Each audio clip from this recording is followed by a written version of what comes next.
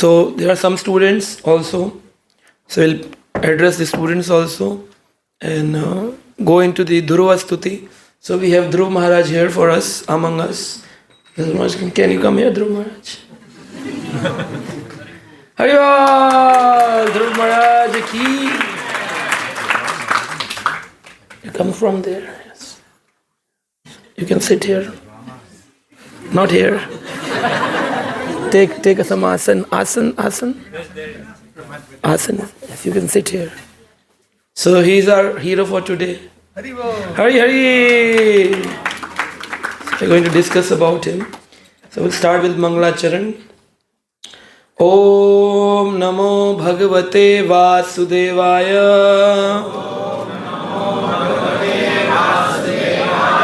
Om Namo Bhagavate Vasudevaya.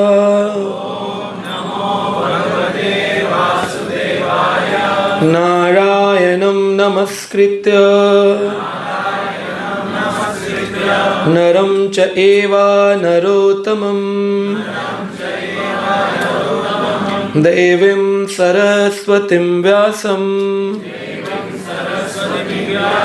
Tato Jayam Udiraye Nashta Prayeshu Abhadreshu Nityam Bhagvat Sevaya Bhagavati Uttam Shloke Bhaktir Bhavati Nashtaki Krishnaya Vasudevaya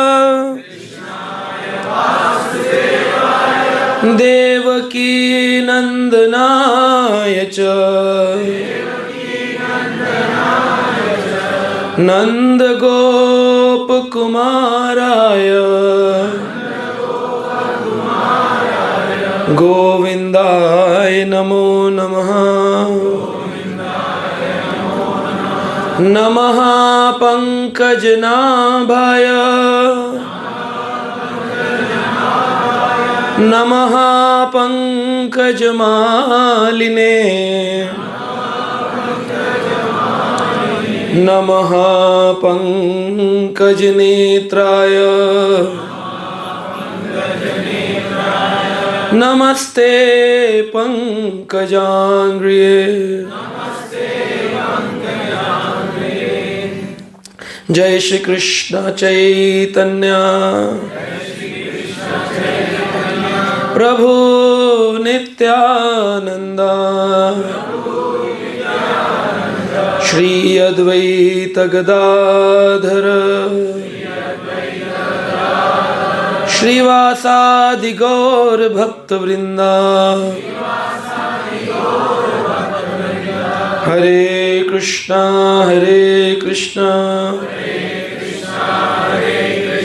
Krishna Krishna Hare Hare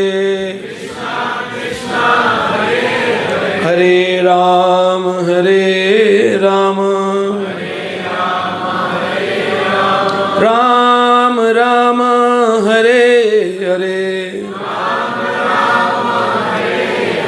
Namo Vishnupadaya Krishna Pristhaya Bhutale Srimate Bhaktivedanta Swami Tinamine Namaste Saraswate Deve Gauravani Pracharine Nirvishesha Shunyavadi Paschate Deshatarne.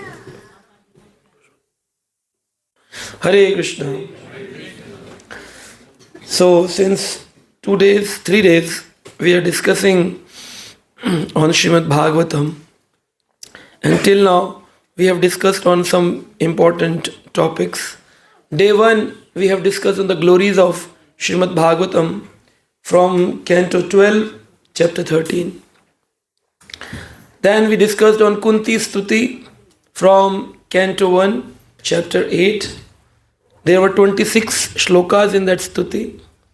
And then yesterday we discussed Jiva Stuti, means a Jiva in the womb prayed to the Lord, give me one chance so that I can become your devotee. But later on, we forget that. So there were 10 shlokas in that Stuti. And today, we are going on Dhruva Stuti. Means Dhruva Maharaj did the prayer when he received Krishna in the form of Narayana. And there are 12 shlokas in this continuation from chapter 4, from Canto 4, chapter 9. So everybody can take out Canto 4, chapter 9 in their mobiles or laptops or where you want. So Dhruva Maharaj was a great exalted devotee, as you know. He was son of Uttanpad Maharaj, the king Uttanpad. Uttanpad is the son of Manu Maharaj. So Manu Maharaj, when did the creation, he established 5 children. One was Akuti, second was Prasuti, third was Devhuti, then fourth was Uttanpad, and fifth was Priyavrat Maharaj. Akuti married to Rishi Ruchi, then Prasuti married to Daksha Prajapati and delivered a daughter called Sati Mata. She was married to Lord Shiva. And then Devhuti married to Kardam Rishi and they delivered a God's incarnation, Kapila, which we discussed yesterday, Lord Kapila. And then Uttanpad married to 2 women.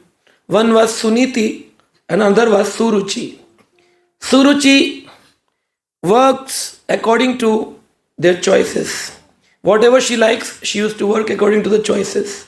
And Suniti, as the name suggests, she used to work on the nitis, instructions, shastras. Suniti was not very beautiful in the appearance. Suruchi was very beautiful in the appearance. So Maharaj Uttanpad has 2 sons. One was Dhruva from Suniti and Uttama from Suruchi. One day, Uttanpad Maharaj, keeping the Uttam son on his lap and discussing with Suruchi, suddenly 5-year-old Dhruva Maharaj appeared in the scene number 1. And in that scene, Dhruva said, "Oh my father, I want to sit on your lap. Please, you are my father. Give me some space." Uttam was on the right side and the left side he demanded. So Suruchi Mata said, "If you want to sit on the lap of your father, go and ask God that He merciful on you and give birth from my womb. Then only you can sit. Otherwise, your father has not accepted even your mother. What to talk about you? Go away from here." Prahlad felt insulted. Dhruva felt insulted. And Dhruva went to the mother Suniti and said, "Mother, my stepmother has insulted me a lot today. What should I do?" Suniti Mata said, "Tolerance is the biggest power of someone. Some people are powerful in their arms, bodybuilders. Some people have money power. Some people have position powers, directors, heads, presidents, many powers. But the ultimate power, the biggest power is the power of tolerance. सबसे बड़ी शक्ति है सहन शक्ति. So this is the biggest power. One who can tolerate can become the ultimate merciful receiver of Krishna's mercy. So devotees has to develop tolerance in them, like Dhruva has developed the tolerance. So Dhruva, on the instruction of his mother Suniti, left for the forest. And he was going into the forest. Do you know where was Dhruva's palace, Uttanpad's palace in India? Which place exactly? No. Anybody? Dhruva's place? You don't know Dhruva's place in India? Okay. So if you go in India, nearby Ganges, a place called Kanpur. Have you heard that Kanpur? Kanpur? Nagpur? Kanpur. So this Kanpur, nearby Kanpur, there is a place called Bitur. Bitur. So in Bitur, there is a palace, big palace. I have visited that place. A big palace is known as Dhruva's palace. So Dhruva used to rule in that palace. Now it's a destructed building, a small temple of Dhruva Maharaj. That was his palace, nearby Ganges. So from that Kanpur, Bitur, he started walking in a dense forest. Still there is a forest. What to talk about Satyuga? Means like Satyuga is long. Kali Yuga is 4,32,000 years. Dwapar Yuga is double, 8,64,000 years. Treta Yuga is triple, 12,96,000 years. And Satyuga is 4 times, 17,28,000 years. So just imagine, so many years, 43 lakh years back, what was the forest condition? Now it is dense forest. In a dense forest, 5-year-old child, small boy, moving into the forest to meet God. Suddenly, Narad Muni, the biggest exalted devotee and preacher of Krishna consciousness, he is the first and the foremost preacher. If he stamps someone as a devotee, nobody can reject. That's why his name is Narad. Narad. Jinki baat ko nahi kar sakta koi rad. Narad. So Narad Muni said, he is a devotee. But then God has to appear in front of them because Narad has said he is a devotee. Narad has stamped Dhruva. Narad has stamped Prahlada. So they are considered to be a devotee. Narad stamped Mrigarari in Chaitanya Charitamrita. So Narad is a foremost preacher of Krishna consciousness. Narad Muni, as a teacher, he came and tried to test. So for example, students have examinations. So examination comes in every devotee's life. And Narad Muni tested him. He said, why are you going? At the age of playing, you are going into jungle. Animals will eat you up. Why are you going out? You stay back, go home, play. Dhruva said, if you can guide me, then it's okay. Otherwise, Hare Krishna. Do not come in my way. Do not come in my way. Narad Muni said, I want to ask you, what is your purpose of going into the forest? My mother insulted me, my father insulted me, and that's why I want a bigger position than my father and my grandfather. Means, bigger position than Uttanpad, and Uttanpad's father was Manu Maharaj, bigger position than my grandfather. So, nearby Brahma, great-grandfather, he wanted a position. Narad Muni said, but God will not appear like this. You need to have Guru in your life. So what is your condition? How many times you take bath? He said, we are king. We take 1 time bath. And sometimes people are great kings. They don't take bath. You know, in Paris, the Paris perfumes are the most famous perfumes. Because in Paris, people bathe 7 times, like in a 1 week, once in a week. So when smell started coming from their beautiful bodies, they invented perfume. And that's why the Paris beauty perfumes are the most famous in the world. People don't know the purpose behind it. So those who use Paris beauty perfumes, I come to know, the problem is with the bathing. So they bathe less. So Narad Muni said, a devotee of Krishna consciousness at least need to bathe 3 times in a day. For Grastas, minimum 2 times.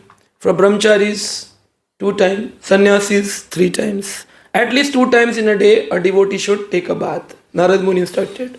Whenever you go out, always put tilak on your forehead and tulsi beads on your neck. These are the prerequisite for becoming a devotee. Going before tapasya, sitting in a tapasya, means if you are worshipping at your home also, deity worshipping, tilak, kanthi, and this should be there.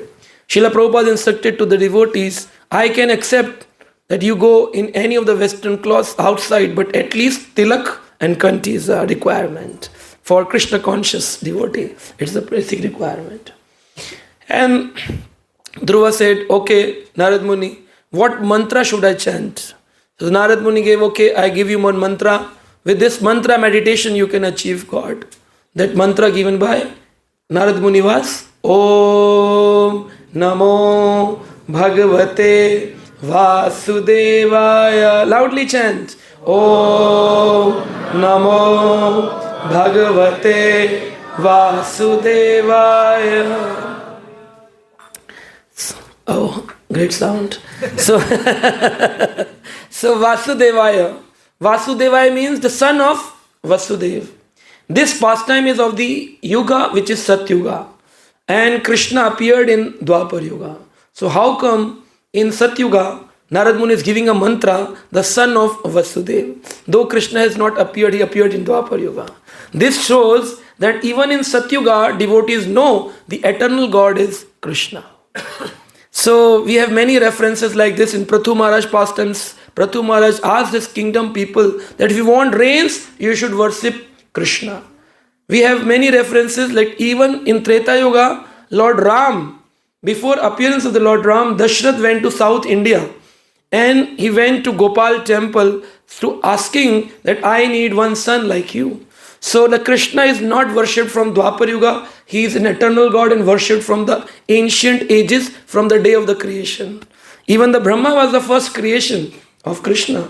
And he prayed, Ishvaraha Param Krishna, Sachitananda Vigraha. Anadir Adir Govinda, Sarva Karana. So Krishna is the main God. If room is completely dark, and if someone comes in this hall, and before Mangalarti 4:30, 4:15, and devotee opens the light, and he found that Sitaram Prabhu is already there in the hall. So if somebody asks Rasikanand Prabhu, when you came, who was there? He will definitely say, when I opened the light, I found Sitaram Prabhuji was here. Similarly, devotees, demigods, Indra, Varuna, Chandra, they asked, Brahmaji, when you opened your eyes, everything was dark. And when the light came up, what you see? He said, I see the first person was Ishvara Parama Krishna. So this confirms that Krishna is the supreme personality of Godhead. So Dhruva was a very good devotee and a good devotee child. Children should also develop such kind of a focus. Shastra says that every student, every child or every human being, because we all are student of Srimad Bhagvatam, we should develop these 5 qualities in us. And very known, popular Vedic shloka, everybody can chant before me. Kaga cheshta bako dhyanam svana nidra tatheva cha swalpahari graha tyagi vidyarati panchalakshanam. So if we really want to understand Srimad Bhagavatam, or the students here, everybody should develop 5 qualities, minimum 5, panchalakshanam, 5 qualities. First is kaga cheshta. Everybody should have a cheshta like kaka. Kak means crow. The cheshta like the crow. So you know the story of a crow. That crow is thirsty since many years. He has not given, anybody has not given water. Everybody reads story and passes the classes, but the crow is still thirsty. So a story of a thirsty crow. His efforts, he could bring the water on the top of the pot and drink the water. Kaga cheshta. The same type of cheshta requirement for the efforts for every devotee. They should be very focused like the crow, and they should keep on pouring stones till the time the water don't come up. Similarly, we should do all the extra activities for Krishna till the time we did not get the nectar of Krishna Prem or Srimad Bhagavatam. We should try, keep trying. So Kaga Cheshta, Bako Dhyanam, and the meditation concentration should be like a swan. So how do swan concentrates? Stands on one leg, and from far you will see it looks like a saint in a white clothes. Bako Dhyanam. But what he meditates for big fishes. And the small fishes comes closer and he ignores. And the small fishes thinks, oh, finally we have received one perfect saint in our society. He is not harmful, he is very good. But his focus is big fish. And when the big fish comes, suddenly the meditation goes deep into the water and takes the big fish out. So we should not get deviated by small fishes, means small allurement of life.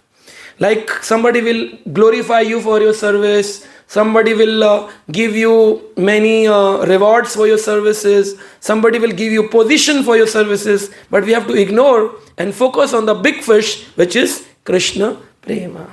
So till the time you did not get Krishna Prema, ignore all the small fishes. Otherwise, you will get the small fishes, but the big fish will never come because she knows he is going to eat up. So that's called Bako Dhyanam. So Swan concentration. Then Swana Nidra. Sleep like a dog. One should sleep like a dog. Dogs in the home, they wake up very early. Just on a, if bell goes ringing, the dog is on the door. Few people have lazy dogs also.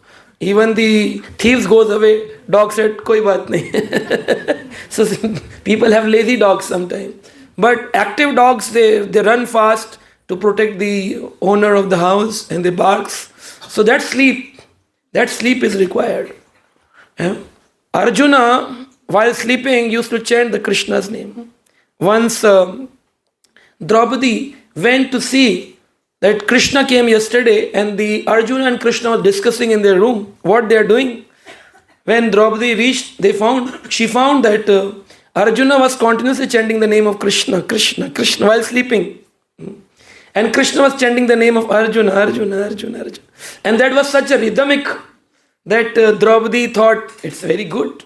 And suddenly Narada Muni appeared in the scene and he started playing the veena. Ting, ting, ting. And both were singing Krishna, then his Arjuna, Krishna, Arjuna, ting, ting, ting, Krishna, Arjuna, Krishna, Arjuna. And Draupadi started dancing. And it was a good musical show was going on. Other devotees said, Satyabhama and other, why Krishna is not here till it's 9 a.m. Where is Krishna? They went and they found it's a musical show going on. Just imagine the state of Arjuna that while sleeping, he was chanting Krishna. And just see our stage. While chanting Krishna, we are sleeping. Just imagine the reverse side. What's the state of Arjuna and what's our state? So we need like Swana Nidra, dog-like sleep. Alpahari, we should not eat much light foods. There's an Ayurvedic saying, एक बार खाए वह योगी, दो बार खाए वह भोगी, तीन बार खाए वह रोगी. So check yourself. He who comes in the category of bhogi, rogi or yogi. So it's self-analysis. We are not pointing anyone. Self-analysis. We need to check before we keep the Govardhan rice in our plate. We need to check what we are eating actually. So, Alpahari, less food is required if you want to receive Krishna.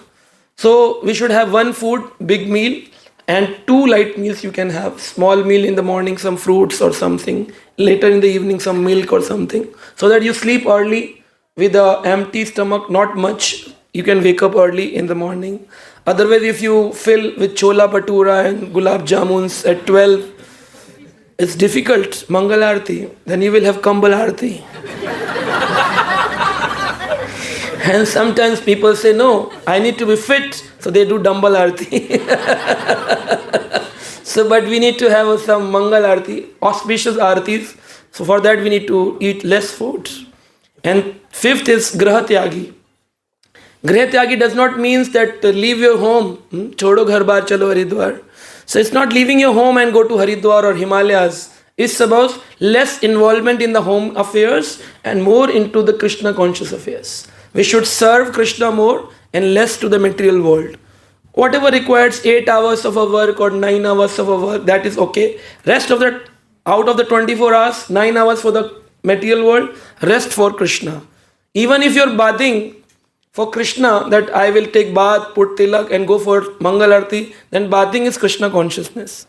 If you're driving your car and that I will have to go and attend Srimad Bhagvat Katha, that driving is also spiritual. If you're working in the office, that whatever money I will earn, I will give 10% as a donation to iskcon Perth, then it is what? It's Krishna conscious working. In our temple in Dwarka, we made one poster in India that who will give the 10% salary, that 90% will become the karma free. Because every salary brings some karmas. So if you donate for Krishna consciousness activity, Srila Rupa Goswami says 50%. But we are compassionate people. We say only 10%. So if you give 10%, then your 90% salary becomes Krishna karma free.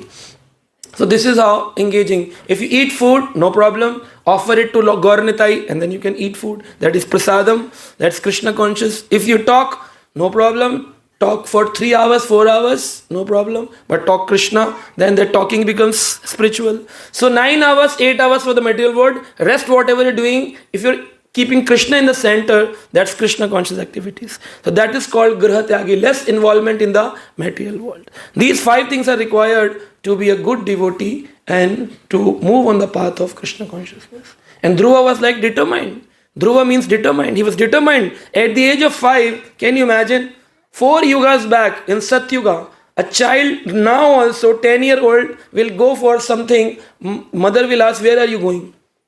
If you go for a tuition, text me, message me, call me. But here the Dhruva is going without any information. And everybody is perplexed where he is going. Even Narad Muni is saying, no, you should go back. But Dhruva was determined. Dhruva word means determination. Dhruv means determination. And that's why in Bhagvat Gita, Sanjay said in the last shloka, Yatra Yogeshwara Krishna, Yatra Partho Dhanurdhara, Tatra Shri Vijaya Bhutir, Dhruva Nitir Matir Mama. This is determined that where there is Krishna, where there are devotees like Arjuna, victory is there, opulence is there. A person will achieve everything if Krishna is there and devotees are there. And the Arjuna was not a devotee full-time in the temple. He was a Kshatriya, doing his work, but remembering Krishna. Mam anusmaranam yuddhacha. Remembering Krishna and do your work. So you have to work remembering Krishna, whatever. Kaam karte chalo, naam japte chalo, Krishna Govinda Gopal gaate chalo. Kaam karte chalo, naam japte chalo, Krishna Govinda Gopal. नाम जपते चलो काम करते चलो कृष्ण गोविंद गोपाल गाते चलो नाम जपते चलो काम करते चलो कृष्ण गोविंद गोपाल नाम जपते चलो काम करते चलो कृष्ण गोविंद गोपाल गाते नाम जपते चलो काम करते चलो कृष्ण गोविंद गोपाल कृष्ण गोविंद गोपाल गाते चलो कृष्ण गोविंद गोपाल कृष्ण गोविंद गोपाल गाते चलो Krishna Govind Gopal Govind Govind Gopala Krishna Govind Govind Gopal Krishna, everybody sing.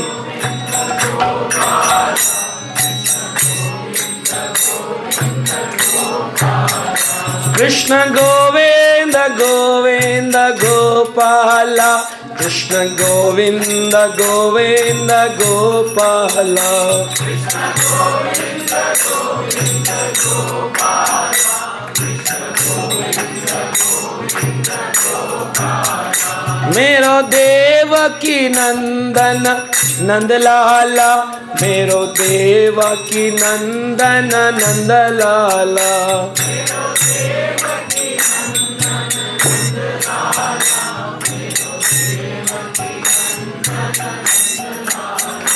Krishna Govind Govind Gopala Krishna Govind Govind Gopala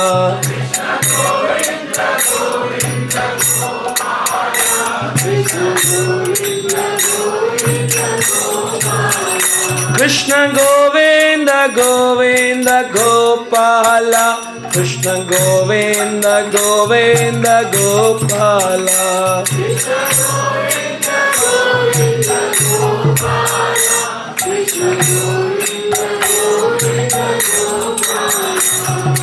Govind Govind Gopala Krishna Govind Govind Gopala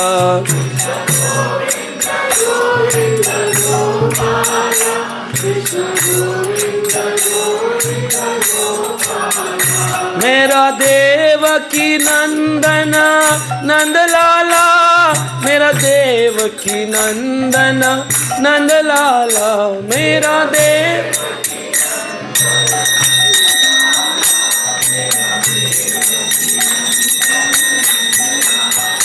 Krishna Govinda Govinda Gopala Krishna Govinda Govinda Gopala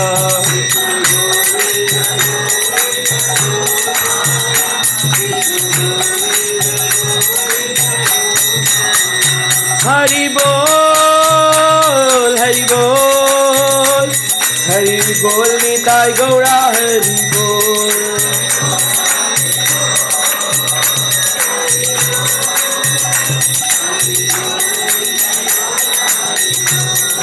Bol Hari Bol, Nitai Gaura Hari Bol. Hari Bol, Nitai Gaura Hari Bol.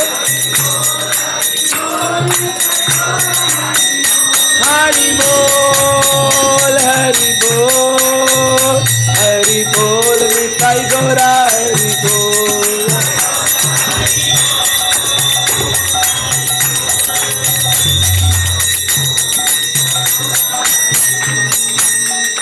Hari Hari Bol. Hare Krishna. So Narad Muni inspired Dhruva a lot with kirtans, mantras, instructions. Dhruva did 3 times circumambulation of Narad Muni. So this instruction, Hari Bol. Hare Krishna. So Narad Muni did 3 times, Dhruva did 3 times circumambulation of Narad Muni. So we should circumambulate to our spiritual masters also. Taking the permission, he paid the complete Dandavat Pranam, like Dandavat, like a stick fall down the lotus feet of spiritual master, Dandavat Pranam, like a danda. It should not be like standing and talking on phone, Dandavat Pranam Prabhuji. Then becomes Khadvat Pranam. And if you are sitting on a chair and saying Dandavat, it's a Betvat Pranam. It's not Dandavat. You have to fall like a danda, Dandavat Pranam. So he did Dandavat Pranam, Ashtang Pranam, taking the blessings. Narad Muni said, Madhuvanam Gatva, you go to Madhuvan. Staying in Kanpur, Bithur, and instruction given to go to Madhuvan, which is near Yamuna. So one river is Ganges, another is Yamuna. It's too far from Kanpur to Vrindavan, 2 different river sides. So he reached to Madhuvan, and still the place is there. And on Madhuvan, there is a big cliff. On that cliff, Dhruva started doing his austerities at the age of 5. He did a crash course bhakti. Bhakti's crash course. In 6 months, he achieved Krishna. So that's called a short courses, crash course. In the first month, he used to eat in 3 days some fruits. And after first month was over, after 6 days, he used to eat the leaves. In the 3rd month, he used to drink, like after 9 days, only water. And the month passed away. In the 4th month, he reached to the level, after 12 days, he used to take the inhaling of the air. After 12 days. So for 11 days, he's like, Om Namo Bhagavate Vasudevaya, Om Namo Bhagavate Vasudevaya. And after 11 days pass, then again 11 days, Om Namo Bhagavate Vasudevaya, Om Namo Bhagavate. And then after 12 days, he used to exhale and inhale the air. In the 5th month, he thought, Krishna is not coming, 4 months have passed, I should increase the throttle, increase the power of my austerity. He started standing on 1 finger toe, thumb. He standing on 1 toe only, and 1 leg was on the on your knees, and the other leg was only on the toe. He was standing and holding his hands like this. Can you hold for 1 minute? And you can. And now you have to stand on your toe. Can you? For 1 minute. Students can try. Okay. Students can try. Dhruva age. Dhruva, you can try. Okay. Hold your hands. Yeah. This is Kali Yuga Dhruva. Now it's to stand on a toe. One toe and other on knee, the other leg on your knee. And now you have to chant Om Namo Bhagavate Vasudevaya. Om Namo Bhagavate Vasudevaya. Om Namo Bhagavate Vasudevaya.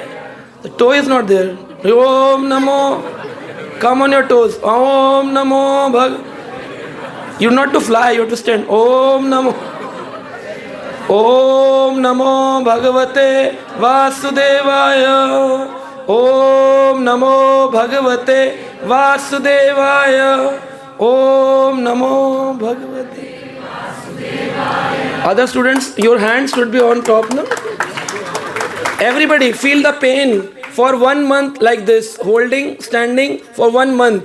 Can you chant Hare Krishna, Krishna Krishna, Hare Hare, Hare Rama, Rama Rama, Hare Hare, Hare Krishna, Krishna Krishna, Hare Hare, Hare Rama, Rama Rama, Hare Krishna, Krishna Krishna, Hare Hare, Hare Rama, Rama Rama, Hare Hare. Once more, Hare Krishna, Krishna Krishna, Hare Hare, Hare Rama, Rama Rama, Hare Hare. Hare Krishna, Krishna Krishna, Hare Hare, Hare Rama, Rama Rama, Hare Hare. Hare Krishna. Dhruva Maharaj ki. Yeah, that's good. Can you imagine the pain in your shoulders? Somebody is already dialing the number of physiotherapists. Just imagine for 1 month he was like this, without water, without air. And the 5 months have already gone. He has not taken any sumptuous food, any pizza, burgers, nothing. And still Dhruva surviving. And he was very lean and thin. And the 6th month passed away. All the air in all of the universe stopped. Like all the air in the universe stopped. Even the demigods could not inhale or exhale. Indra feeling suffocated. Suraj is feeling like suffocation. Chandra is feeling suffocated. All the demigods, all the stars, they reached to Krishna. Krishna, why don't you go and bless him? We will die. He needs you. He's calling you. Krishna said, I know. I was testing you people. So on request of all the demigods, Krishna said, okay, I am going. So on the 6th month, in just 6 months, Krishna appeared in front of Dhruva. What was the desire of Dhruva before coming for the austerities? He needs a bigger position than his grandfather. But now after seeing Krishna, Krishna came in the form of Narayana. Sometimes devotees ask if we find Krishna. No, he did not get Krishna. Krishna came in the form of Narayana. Because devotee, when go for without desires to Krishna, then only Krishna appears. If you have some desires, then Krishna will send his expansions, whatever kind of requirement you have. Because he needs something, that's why desireful prayers made Narayan appear. Narayan, when he saw Narayan, he paid obeisances and he started his prayers. He did the Dandavat Pranam, and then in 4th canto, chapter 9, verse number 6, and this is the Dhruva Stuti. We will go for 12 prayers now. In 1 hour, we have 1 hour, so we'll do 12 prayers. Dhruva Vacha Yo ante pravashahi mama vacham imam prasuptama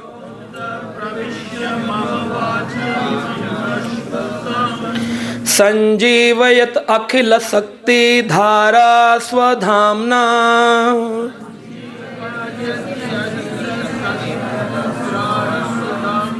Anyannascha hasta charana sravan tvakdeen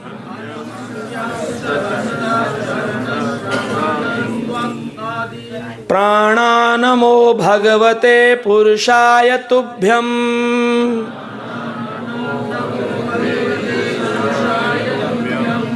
So Dhruva Maharaj said, my dear Lord, you are all powerful. After entering within me, you have enlivened all my sleeping senses. my hands, my legs, my ears, my touch, my sensation, especially in the power of speech, let me offer my respectful obeisances to you.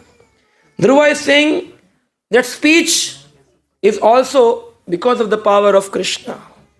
Sometimes we feel that we are a good speaker, but that speech is the power of Krishna.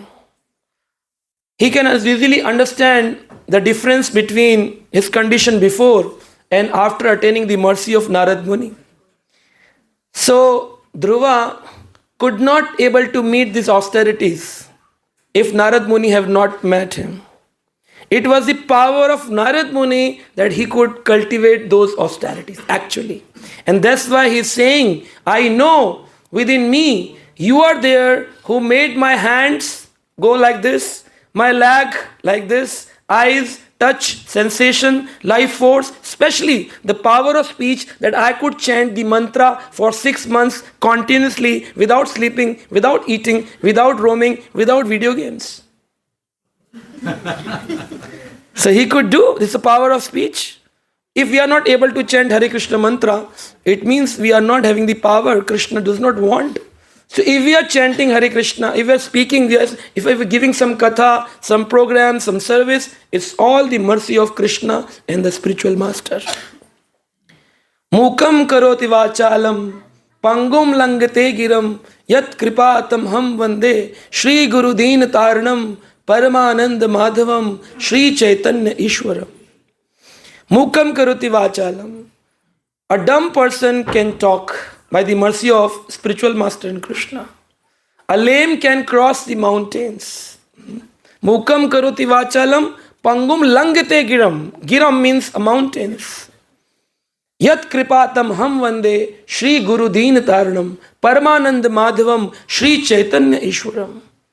So we should we should never become very egoistic that whatever I am doing is because of my efforts. It's all and all power of Krishna's mercy and the mercy of spiritual master.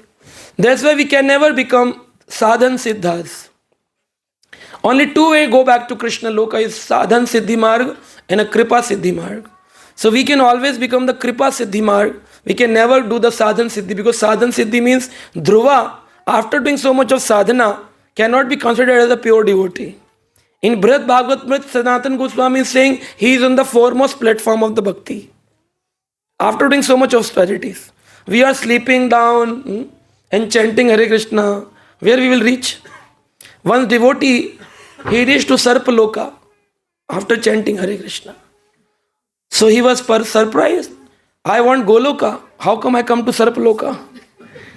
Then the King Sarpa said, because you always requested.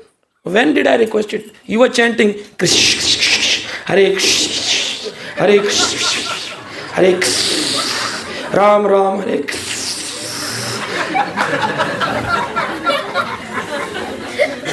So for so long, 20 years you are chanting our name.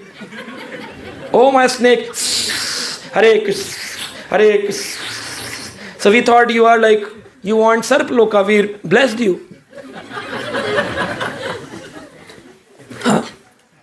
Sometimes people are very staunch follower of the chanting of the holy name actually. They are like Dhruva's disciples. They don't talk, but they do every other thing. So once I was in a Govinda restaurant standing and waiting for someone to arrive, a guest. I found one devotee was chanting Hare Krishna, Krishna Krishna, Hare Hare, Hare Ram, Ram Ram. I said, wow, these devotees we need in iskcon. Still he is in Govindas. So many fragrances coming of different prasadam, but still he is continuously chanting Hare Krishna. Then while doing Hare Krishna, in the expressions, he asked to the member in the Govindas, looking at the samosas, Hare Krishna, Krishna Krishna, Hare Ram, Ram. So that person also could reply 2010. He also showed the written on the pamphlet 20 rupees per samosa. He said Hare Krishna, Krishna Krishna. Then the story does not stop here. He said Hare Krishna, Krishna Krishna, Hare Hare. Give me two. Then he made the hot wave, made the hot samosa, brought. Then I was thinking that once he will complete his rounds and then he will eat samosa. That kind of dedication we need actually. But I found that he was asking for the tomato ketchup and said, Hare Krishna, Krishna Krishna, Hare. And his hand was in the bead bag. Then the fellow gave him the ketchup. Then he poured on the samosas, Hare Krishna, Krishna Krishna. The story was very surprising till here. Wow, now it's a determined Dhruva devotee. But the story goes further. While chanting Hare Krishna, Krishna Krishna, Hare Ram, somebody says, Prabhuji, I'm chanting Hare Krishna, Krishna Krishna, Hare. Then he took the samosa, Hare Krishna, Krishna Krishna. He was 24 hours chanting Hare Krishna. Dedicated devotees. One person, he was a fitness freak. He thought this japamala is a good bag for the sports people. So he used to eat chanas in the morning.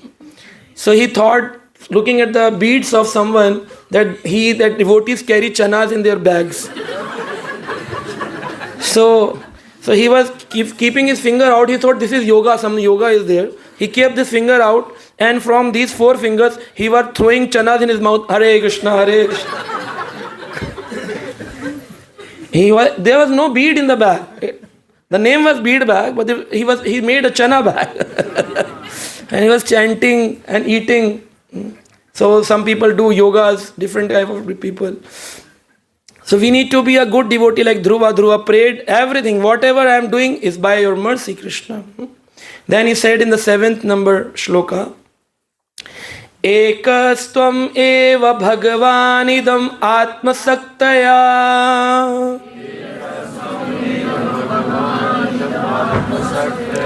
maya akkayoro gunayo mahet adya ashesham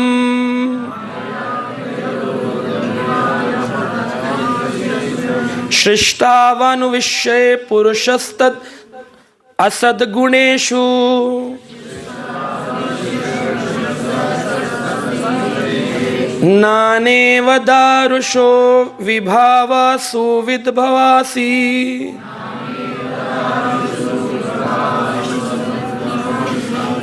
My Lord, you are the Supreme One, but by your different energies, you appear differently in the spiritual and the material world.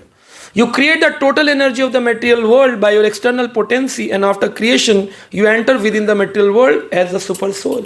So Krishna enters in everybody's heart in the form of super soul, Chirodakshay Vishnu. So we don't have Krishna in our heart, we have Vishnu in our heart.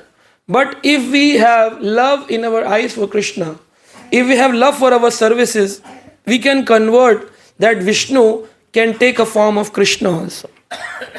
Premanjana churita bhakti vilochnena santam sadeva hirdeshu vilokayanti yam sham sundar achintaya gun surupam govindamadi purusham tamham bhaja. If you have love in your eyes for Krishna, then for those devotees, this Vishnu takes the form of Krishna in your heart only. You can see Krishna residing in your heart here. So Dhruva is saying you are the supreme person.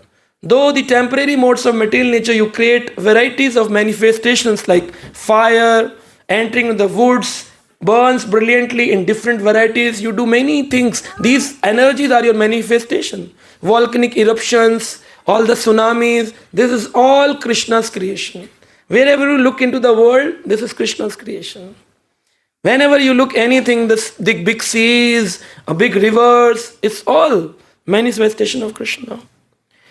One day, Akbar asked Birbal, do you know, in Islamic terms, they say, Khuda ki Khudai. Khuda and his Khudai, the mercy of Khuda, the God. So they keep saying, the Islamic people, Muslim people, the Khuda ki Khudai. So he asked one day, you people are very God-conscious people. Birbal was a Hindu. So he said, you people are very God-conscious. Do you know what is this Khuda ki Khudai? He said, yes, I will tell you. Tomorrow we'll go. I will show you. Can you show me the mercy of Khuda ki Khudai? They reached to the ocean. And he says, look at the oceans. He said, yes, it's a lot of water. He said, just imagine Maharaj Akbar, before pouring so much of water, how much of Khudai to be done? So this water can be poured. Who did it? You, me, or your father? He said, Only Khuda can do. Oh, that is Khuda ki Khudai. That is Khuda ki Khudai. I cannot do so much of, you can do, your father can do. It's the great father, eternal father, Krishna has done it. That is our God. Akbar said, very nice. And now I understood what is Khuda, the power of Khuda. But they people put a lock on their God. That's why they can never understand God. They said Allah Ta'ala. They put a Ta'ala on the Allah. And the password is with these iskcon devotees.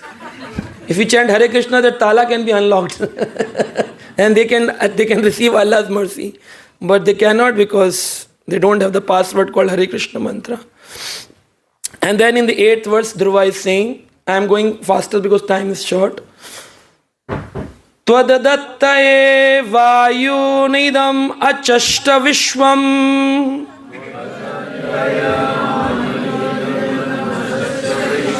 Supta prabuddha eva nata bhavat prapanna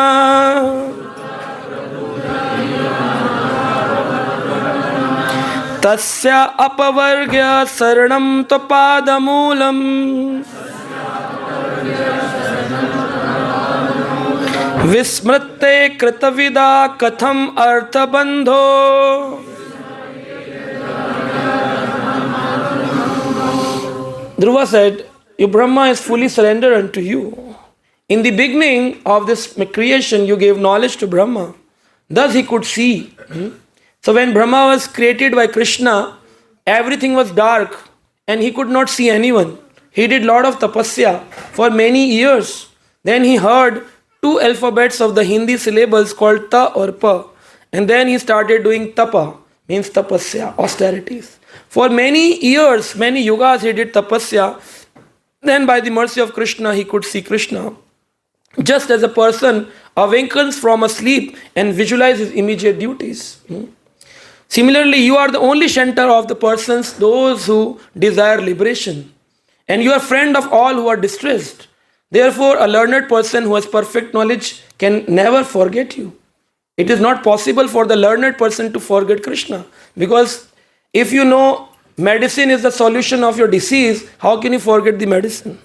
Krishna is the solution of all your miseries and problems. So how can we forget Krishna? So we should never forget Krishna in any circumstances.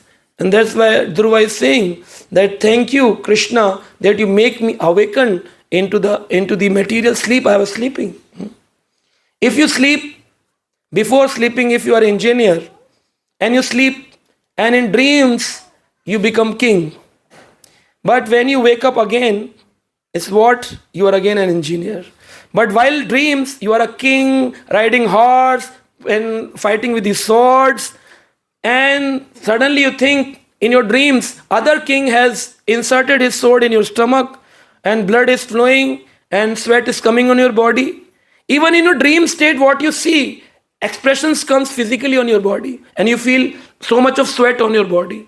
And the person sitting nearby will say, hey, Prabhu, what happened? Hey, Prabhu, what happened? And suddenly,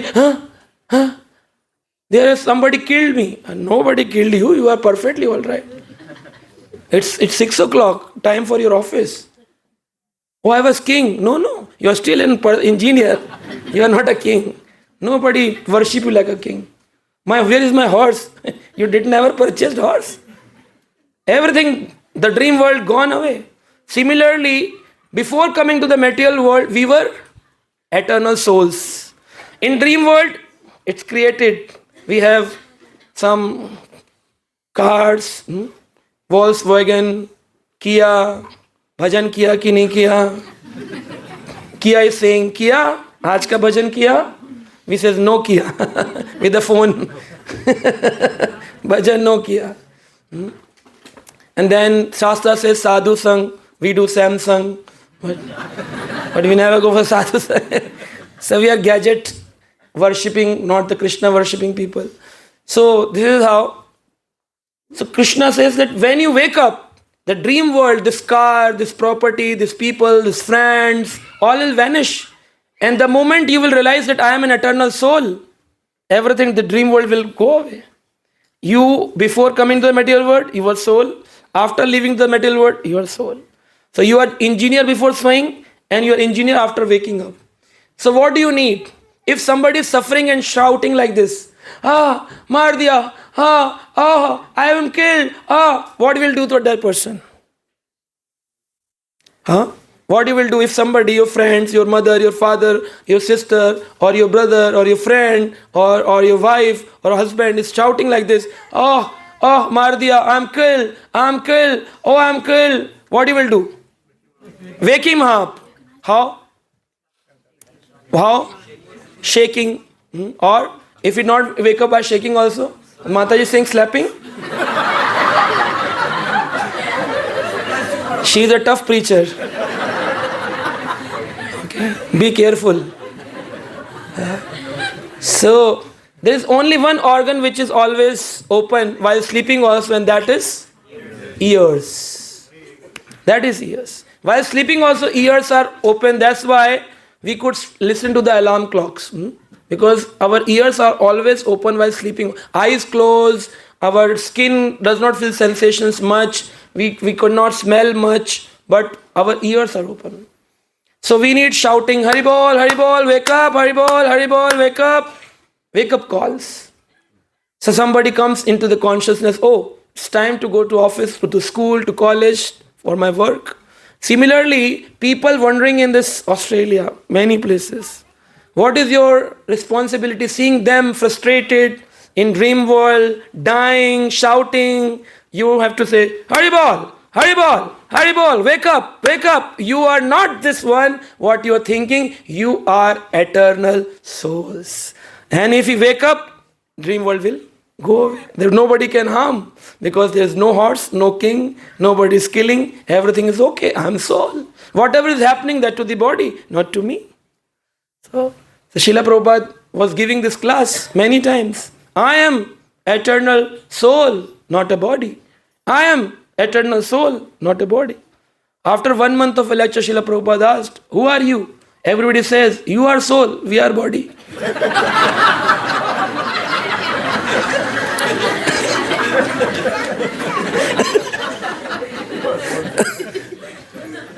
So, we are very hard nuts to wake up. We're still sleeping. Upanishad says, Utho, jago. Says, Utho, jago. Utho, say Utho, jago. Absolutely wrong. Why Upanishad is saying like this? If you're sleeping, what is the first activity? Jago, fir utho. Or pehle utho or jago? So jago utho, but it is written utho, jago, nimit karma kuru, Upanishad says. So how can we utho? Uttishto, jagriti, niyamit karma kuru. Utho, jago, fir niyam karma karo. So this is wrong. What does this mean? Utho means get up from your bed, get up from your work, and then come to Krishna consciousness and awaken your internal soul, the self-realization. That is the real Jagriti when we come to know that we are not this body, we are eternal soul. If somebody says to you, you are very fat, you are very small, you are very bad, you are very good, you feel good or you feel bad? Depends what they say.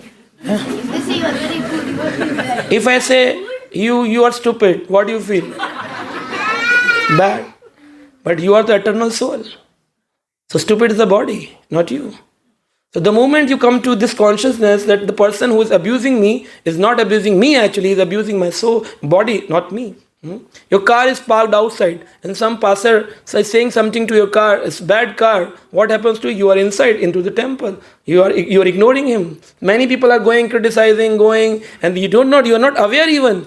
So you have to reach to the consciousness. When Shukdev Goswami, before speaking Srimad Bhagvatam, entered into the scene where many rishis were standing and waiting for Shukdev Goswami to speak Srimad Bhagvatam, and everybody was surprised. Many small children throwing pebbles and stones on Shukdev Goswami, and he was in his internal state of Krishna consciousness. He was unaware. People are throwing stones even. Just imagine to the level of entertainment, bliss he was having inside. Like we are having this inside bliss, people outside, they can't think even. So the external world, will see your body, but this internal environment in the temple hall, this is your internal consciousness. Make your consciousness like this, nobody can harm you. You will never feel bad. You will never feel bad. I asked one devotee, he said that nobody has insulted me ever. Amazing. Nobody has insulted you ever? He said. Because, how come? He said, I have never expected that people should respect me. If you don't have any expectation of a respect, nobody can insult you. We get insulted only because we feel a respect is required. If I think the moment I come to Perth, there will be queue of devotees of Perth welcoming on me airports. And I will see the people are playing kirtans and this all. If I expect this. And I found one person with a very sad mood standing. How long Prabhu took for coming? My all motto of coming to the Perth will go away. Because I have expected this respect. But if you did not expect, even the one person standing, you will feel, oh, I'm obliged. At least one person come to pick me up. Oh, I'm so thankful. Because you never expected it. So this all problems comes because of expectations. When you reduce expectation, nobody in the world can insult you anywhere you go. Anywhere you go. And that's why Chanakya Pandit says, Swadeshe pujyante raja. Swadeshe pujyante raja. Jnani nam sarvatra pujye. It means that if you become any head of some society or some college or some factory or some office, some corporate, some university, you are respected only into the periphery of that society. The moment you go out to some other place, people don't know you that you are what? They will treat you like a normal human being. But if you have a knowledge, then wherever you go, once you open your mouth, people will start respecting you. So that's why we have to cultivate knowledge of Krishna consciousness. Nobody can insult you and everybody will respect you. If you have the knowledge, what is the greatest knowledge?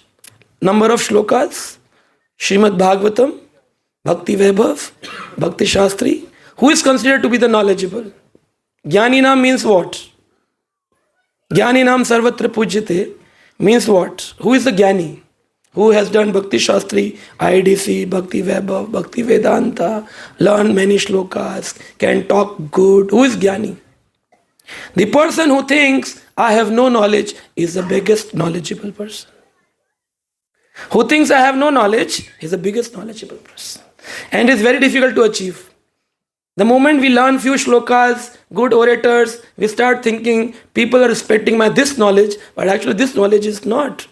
Respectful knowledge is when I expect that I have no knowledge. People sitting here are more knowledgeable than me. I am just a servant of Srimad Bhagavatam. There's the biggest knowledge. That I have no knowledge. Shri Chaitanya Mahaprabhu says, Guru mora murkh deki karila sashan. My Guru Maharaj has seen me as a murkha, stupid person. That's why he's given me only the mantra to chant Hare Krishna, Hare Krishna, Krishna Krishna, Hare Hare, Hare Rama, Rama, Hare Hare. So, this is how Dhruva Maharaj was praying. In the 9th shloka, he said, Nunam vimushtaha matasayeto mayayate.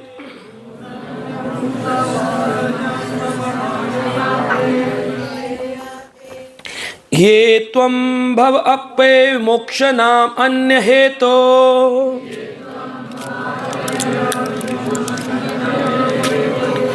Archanti kalpaka tarum kuna apopabhogyam.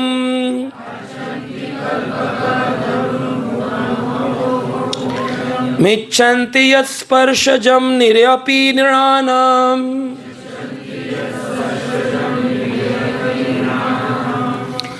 Person who worship you, Krishna, for the sense gratification for the bag of skin are certainly influenced by the illusionary energy. The people, those who are worshipping Krishna only for the satisfaction of this bag of skin. What is this bag? This bag of stool, urine, pus, blood, mucus. And we think that what a beauty I am. And people respecting my beauty. But actually, inside we have only the dirt. We have 9 gates in our body. 2 eyes, 2 ear, 2 nostrils, 1 mouth, 1 urine passing, and 1 for stool passing. So we have 9 gates in this body. And what comes out of the gate? What is inside? So if you urine, you know how dirt it is. Stool, you know. So those 2 gates, they are bad. Now talk about mouth. What comes out? When we spit or when we vomit, bad things come out. When we have some eye infections, what comes out? When we put our fingers in our ears, what comes out? When we put our finger in our nose, what comes out? So what is coming out of the bag, which is filled inside? Filthy things. And that's why it's the mercy of God. Where is the mercy? Skin. Skin is the merciful incarnation of Krishna. If skin is not there, we are not sitting together. We are just putting some masks on our face and bad smell coming out of all our bodies. But the mercy of Krishna that all the bad things filled inside, but he has put skin on top layer. And we put so much of sunscreen and creams and laurels and this so much to make this skin beautiful. If cut comes in the skin, then flies comes and sit. Flies sit on what? Dirty places, garbages. So if you have a cut, who will sit? Flies. It means dirt is coming out of your body. So we are these tool bags with a covering of a skin. And that's the Dhruva Maharaj saying, we are the skin bags. Bags of skin. Better are the animals. If you kill an elephant, you should not kill, but I'm just saying, if you kill animal like elephant, you can make many things out of the teeth of the elephant. You can use the skin of elephant. From the skin of the camel, shoes and many products have been made. From the skin of the cows, mridangas are made. So that was the natural death of a cow. We should not kill cows for making mridangas. We should not be such an profitable thinking persons. We should be very surrendered. One person was a businessman and he went to satsang karikram like this and he got inspiration. He said, I also want to change, but nothing changed me inside. I remain as it is. Then person says, no problem. For the people like as it is, we have Bhagvat Katha as it is. This will change you. Then a preacher was a very staunch follower and he said, I will definitely change this fellow. He took him for Char Dham Yatra. Badrinath. He said, hey, Badrinath, it's so merciful, Badrinath. What do you feel? He says, no change. Then went to Rameshwaram. Look, Lord Ram, mercifully on blessings to Shiva. This is Shivlinga, many detailing. Any change? No change. Went to Dwarkadish. He's Dwarkadish, merciful incarnation of Krishna in Dwapar Yuga. Any change? No change. Jagannath Puri Dham. He is the Kali Yuga God. Any change? No change. Preacher was feeling disturbed. After so much of preaching Char Dham Yatra, he is not changing. He thought, okay, I will take him to Kashi. And in Kashi there is a place called Manikarnika Ghat, where the bodies are kept burning every time. 24 hours bodies are burning.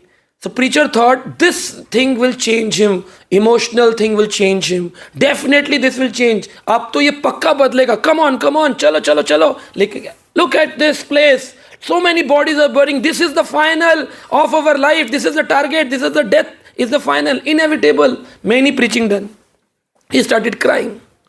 Preacher became very happy. He said, finally, I changed his heart. He's crying. His heart melted and tears flowing. Oh, Krishna, yes, I did it finally. Very nice. Then he asked to that businessman, what happened? Why are you crying? What feel come inside? He said, I am thinking and crying. There's so many woods being used. Why I am not in the business of woods?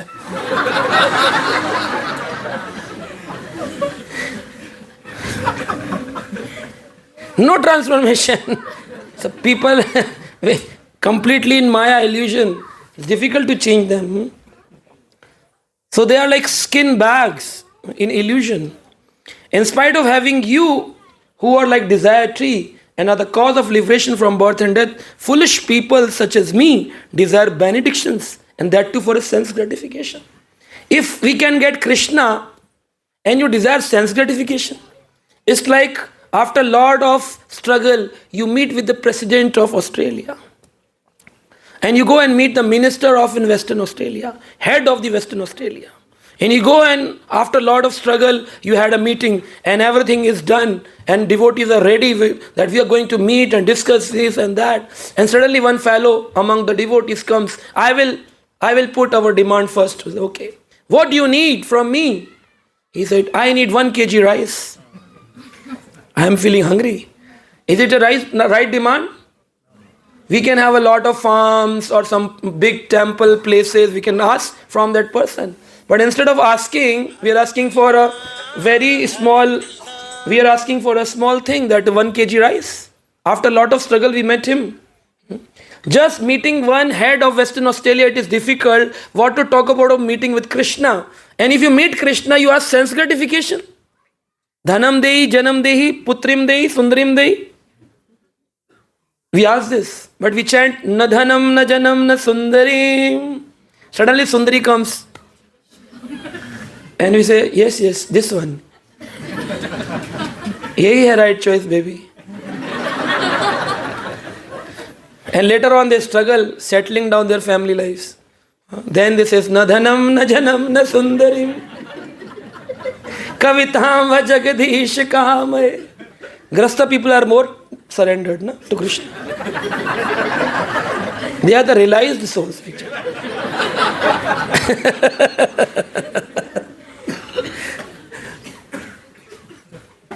So Krishna, Dhruva is saying sense gratification is available in the Narka, hellish planets also. Why we come to Krishna temple and we demand material sense gratification things? We should ask Krishna that if Krishna comes, everything will come with us.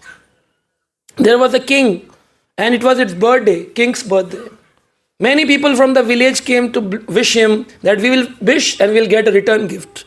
With a desire of return gift, they come for wish. So, villager people were in a queue standing and king said, thank you, thank you. Everybody was saying, kings, you will be the long-lived king. Oh, king, you live the long-lived. We wish, we pray for you. So, okay, enough. What do you want? And he said, I want one home. Okay, granted. Second one, what do you want? I want one vehicle to come to you, meet to you. Okay, granted. What do you want? I need some clothes. What do you want? He gave many gifts to many people.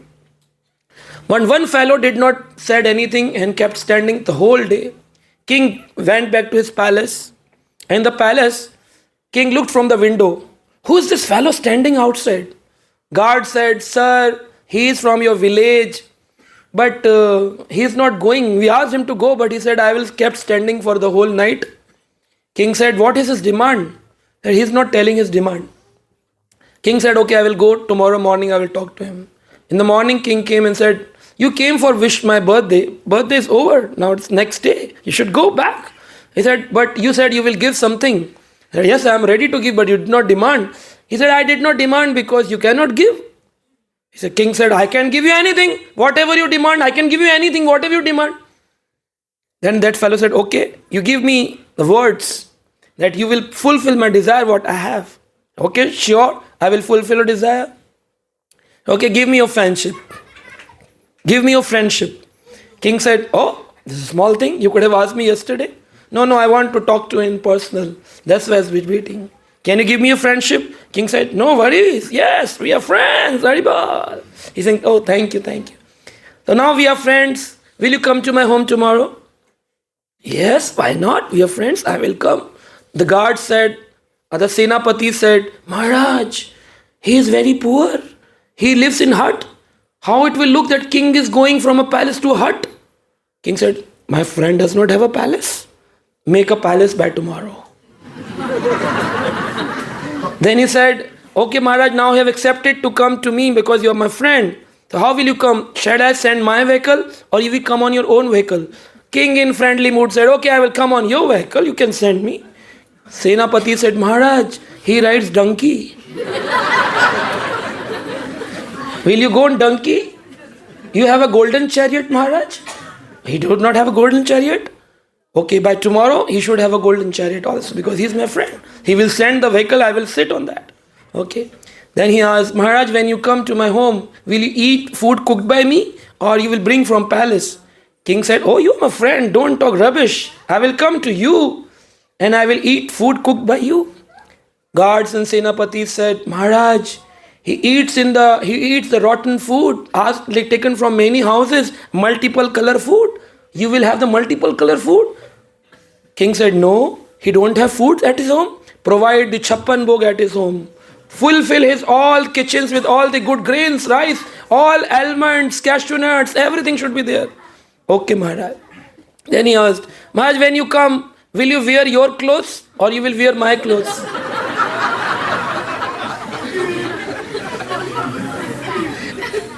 King said, obviously your clothes.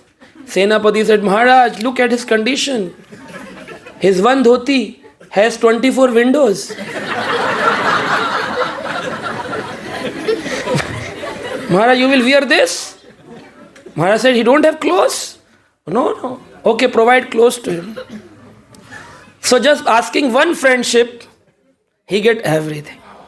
So instead of asking one thing, the villagers who asked one thing, they got at one things only. But he asked friendship, he get all the things. So if you ask Krishna that I do not need anything, Krishna, I just need you. And if Krishna comes to your home, will not he arrange everything? He is Sest Lakshmi serving him. He will arrange not one Lakshmi will come on Deepavali. Thousands Lakshmi serve your home. But you need Krishna.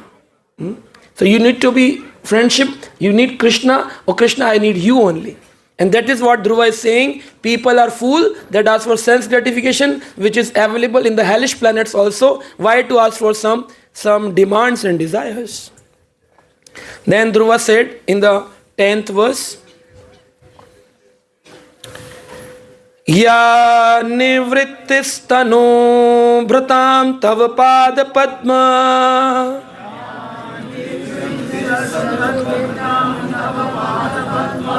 Dhyayand bhavajana katha sarvane navasyaya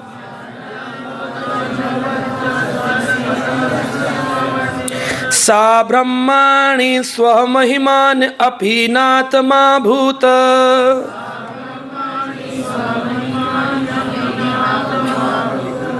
Kim tva antakshi lulitat patatam vimana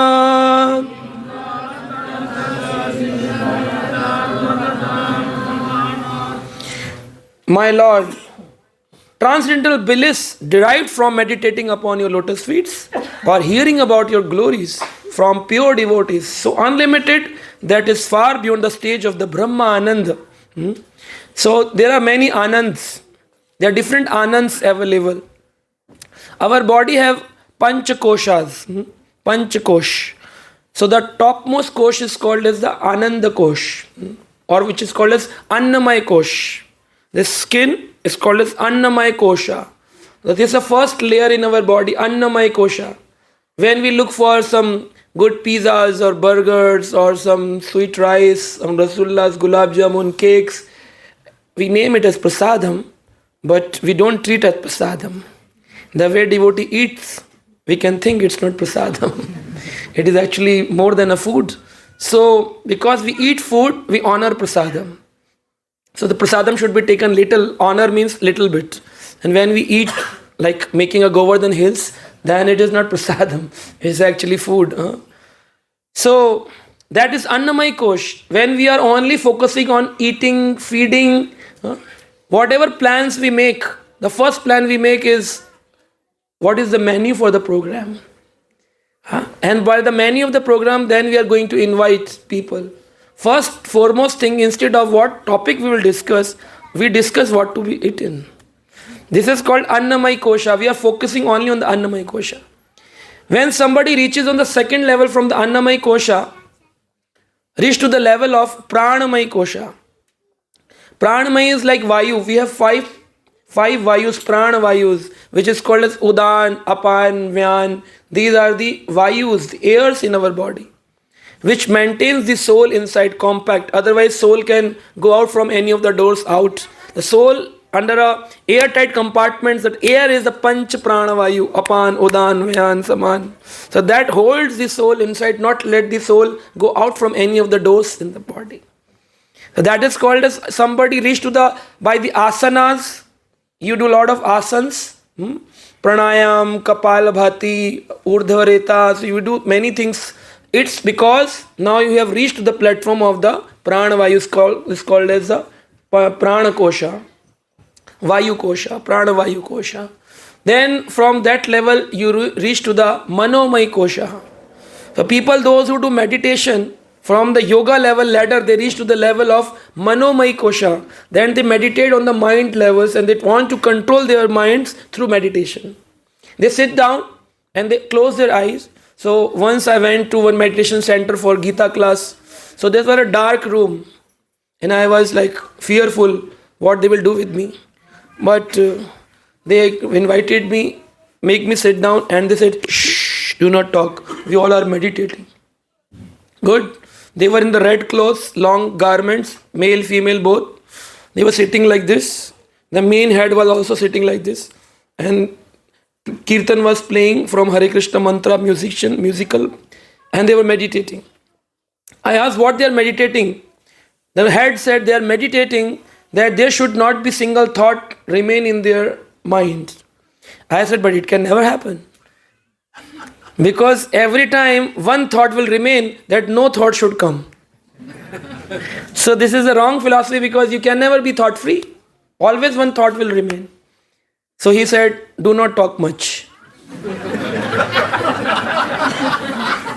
Then he showed me one card. I am life member of iskcon. He said, I was also from iskcon, but I am deviated now. So I am meditating, but I chant Hare Krishna. He is running a center and earning money from those people. Okay. So this is called as Manomai Kosha, when you work on the mind levels. And from Manomai, we reach to the level of Jnanamai Kosha, when like I am downloading this knowledge to you people and you are uploading in your brains, though neither I am realizing, neither you all are realizing. So it's called as uploading and downloading. It's called the Jnanamai Kosha. When we are talking about the knowledge, Jnanamai Kosha. Then when you start realizing this knowledge in your life, it's called as Vijnanamai Kosha. The 5 koshas. Vijnan means applying in your lives. If somebody says, who are you? What do you want? What do you think about yourself? You show me what do you think about yourself. If somebody treats like this, you should not feel angry. You should not feel angry. If he says, who are you? Say, I'm soul. I'm soul. I'm eternal soul. Can you say this? You will start also proving or justifying the situations. You will start proving I am good, I am bad, I am this, I am that, I have done this, I have done that. So we suddenly forget that we are eternal souls. And that is Jnanamay Kosha, Vijnanamay Kosha, when you apply the knowledge in your life, personal life. And when after applying it for many years, you reach to a level of Anandamay Kosha. Brahma bhuta prasannatma na shochati na kankshati sama sarveshu bhuteshu mad bhakti labhate param. Person will reach on a level of happiness. And that's why Srila Prabhupada says, chant Hare Krishna and be happy. How many are happy? Externally also you are not happy. What talk about internally? Happy means Hare Krishna, Krishna Krishna, Hare Hare, Hare Rama, Rama, Hare Hare. So this Anandamay Kosha means meeting Krishna, applying Krishna consciousness activities in our lives. People, those who meditate, there are different levels: Adhyatmavadis, Brahmavadis, Paramatmavadis, Jnanavadis, Mayavadis, and we are the bhaktas on the topmost platform. So Dhruva is saying, far beyond the stage of the Brahmavadis, where one thinks himself merged into the impersonal Brahman, above that is the Param Anand of the devotional service.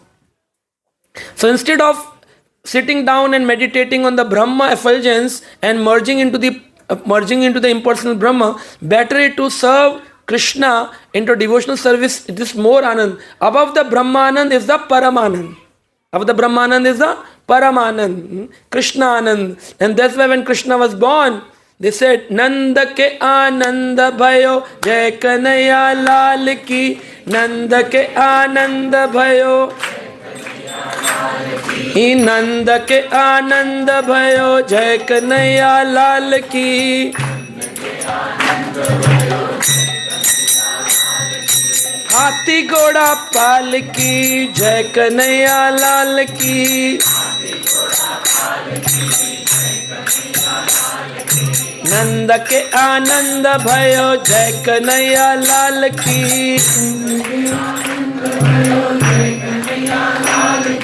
नंद के आनंद भयो, जय कन्हैया लाल की.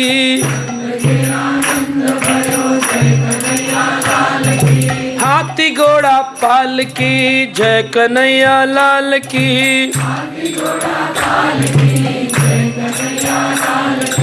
नंद के आनंद भयो, जय कन्हैया लाल की.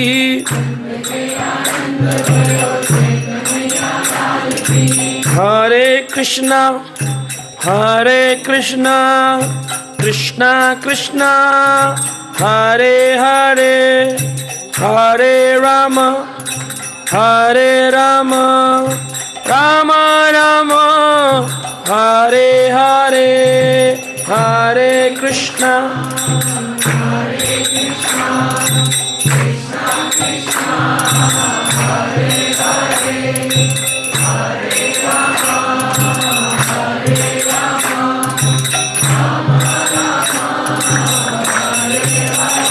हे हरे कृष्णा कृष्णा कृष्णा हरे हरे, हरे राम राम राम हरे हरे.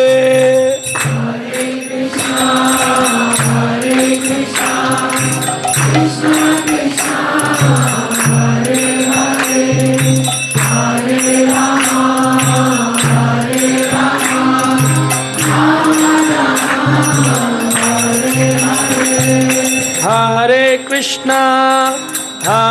कृष्णा कृष्णा कृष्णा हरे हरे, हरे राम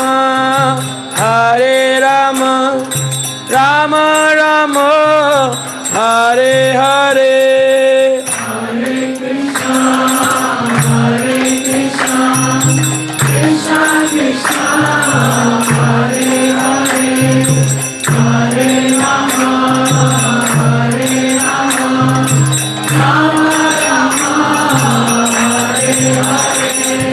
नंद के आनंद भयो, जय कन्हैया लाल की. नंद के आनंद भयो, जय कन्हैया लाल की. हे हाथी घोड़ा पाल की, जय कन्हैया लाल की. नंद के आनंद भयो, जय कन्हैया लाल की. हरे कृष्णा कृष्णा कृष्णा हरे हरे, हरे राम राम राम हरे हरे, हरे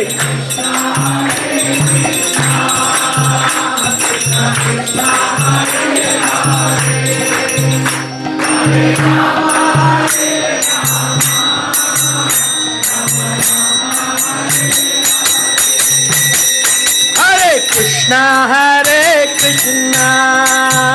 Krishna Krishna Hare Hare, Hare Rama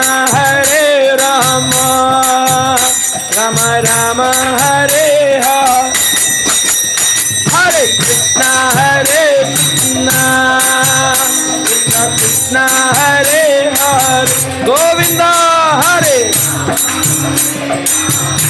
Nitai go.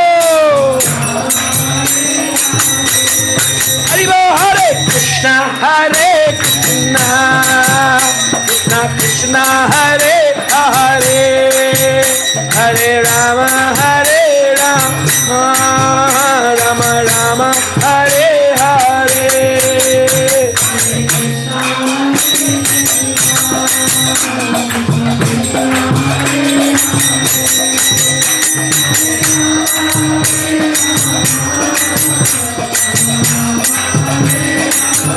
जोर से हरे कृष्णा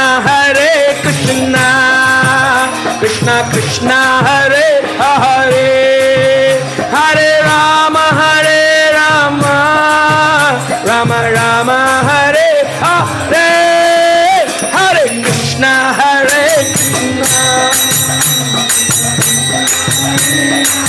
गोविंदा हरे राम हरे.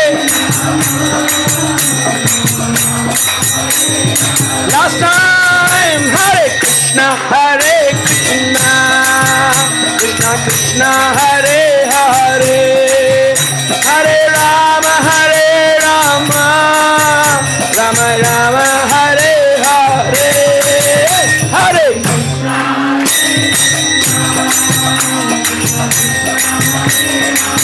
Jai Shri Radhe.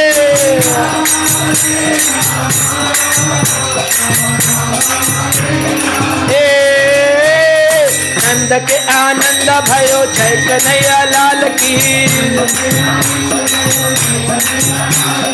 नंद के आनंद भयो जय कन्हैया लाल की. हाथी घोड़ा पाल की, हाथी घोड़ा पाल की,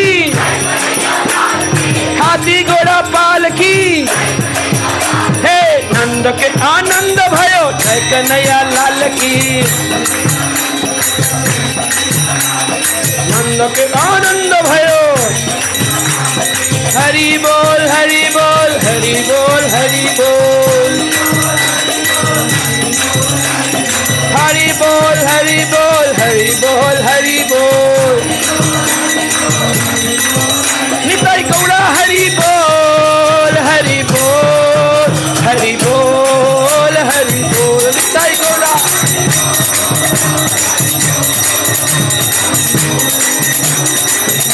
हरि बोल हरि बोल हरि बोल हरि बोल हरि बोल हरि बोल.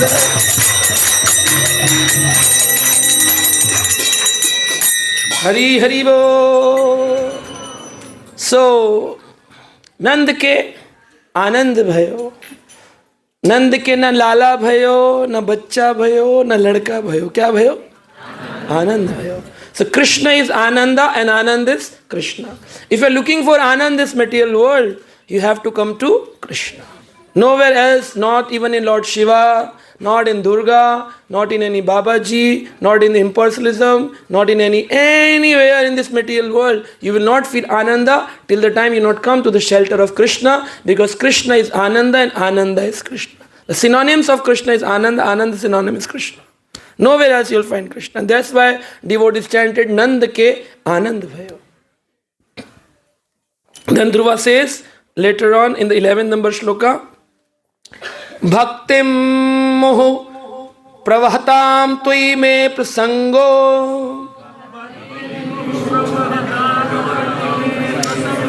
bhuyadananta mahatam amalasayanam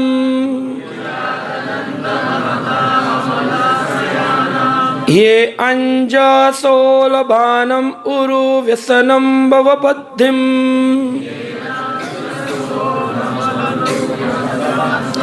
nesha bhavat guna kathamrita panamatta.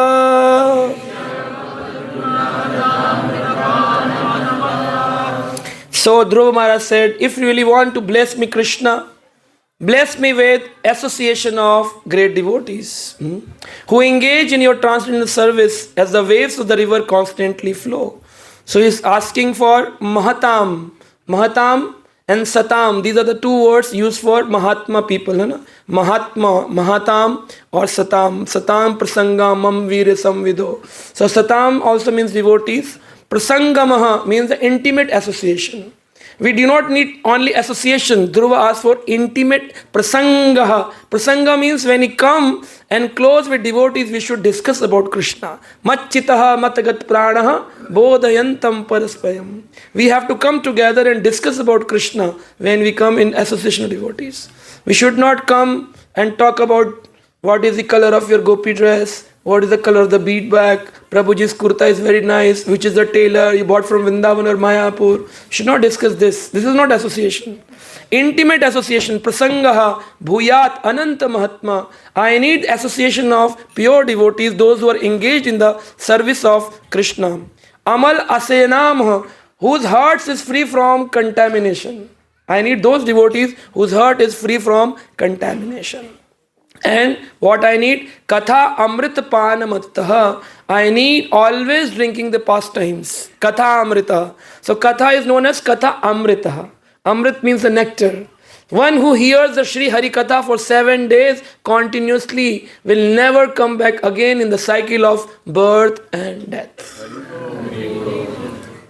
When Shukdev Muni was speaking Srimad Bhagvatam to Parikshit, demigods came from Swargaloka with a pot of nectar in their hands. And they said, Parikshit, you go away, we will hear Srimad Bhagavatam. You are fearful of death. In 7 days, Taksha is going to kill you. We give you nectar.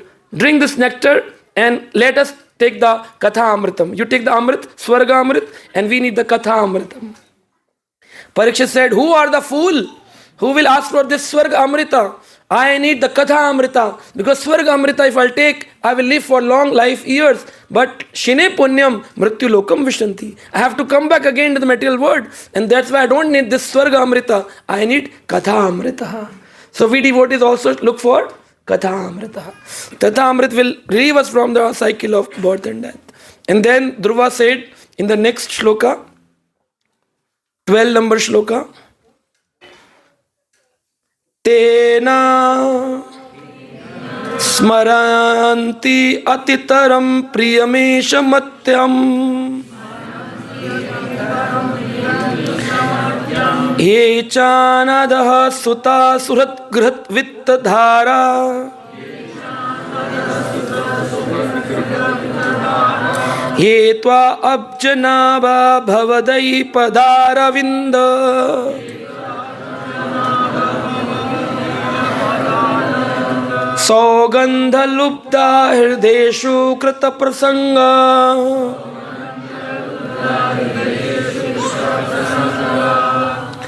O Lord, have a lotus navel. So Krishna's navel is like a lotus. Kamal Pankaj Nabhaya. His navel is like a lotus flower, a big lotus navel. If a person happens to associate with devotees who hurts always hanker after your lotus feet, seeking always their fragrances, he is never attached by the material body. In bodily relationships, to the offsprings, to the friend, wealth, fire, wife, anybody, he is not attached. He is not attached to the materialistic persons. Those who hanker for the lotus feet, automatically the material world vanishes. So if you want to remove your material world, then you should come to Krishna. Srila Rupa Goswami said, if you are too much attached to your family members, you should not go to Vrindavan Dham.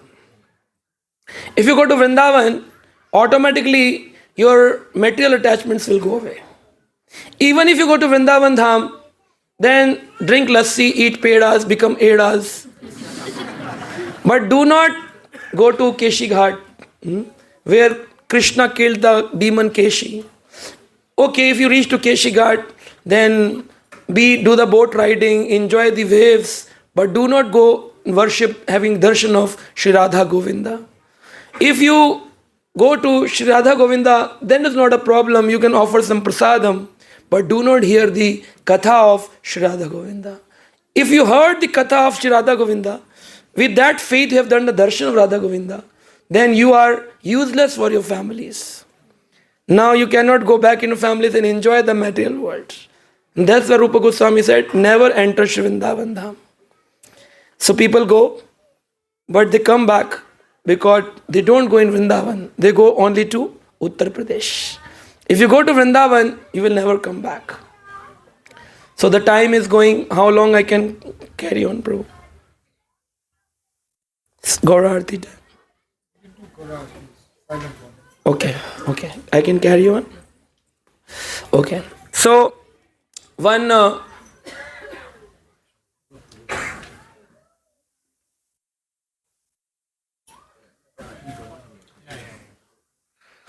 One thief was there in the city area, and he used to steal lot of things. So one day, he by chance escaping from the police force, he reached to a place called iskcon temple, and he heard Srimad Bhagvatam. And when the Srimad Bhagvatam he heard, where the devotee was glorifying Lord's beauty. Lord's beauty. The Lord is so beautiful, like a blue colored eyes and a lotus eyes, blue colored body with the yellow garments and like dazzling earrings in a form of a fish, and the devotees were glorifying. So when devotees glorified Krishna, so he was hearing, and slowly, gradually, he became attached to Krishna's beauty. Then he asked to the speaker of Srimad Bhagavatam, I want to know who is this person whom you are talking about, that he wears golden garments and he wears diamonds in his neck, and he must be very rich person's son. So the speaker said, yeah, he is very rich. Many Lakshmis serve him. So he said, what is the address? He said his address is Golok Vrindavan Dham, but for some time he is traveling into Vrindavan Dham. He said, where it is Vrindavan Dham? He said, you need to ask some person, transport person, where is Vrindavan. You can go and meet, he is there. Okay. So the thief came back to his family wife and said, please pack my lunchbox. Today I am going to steal. After that stealing, no more stealing required. I will be rich person. So I am going pack my lunchbox.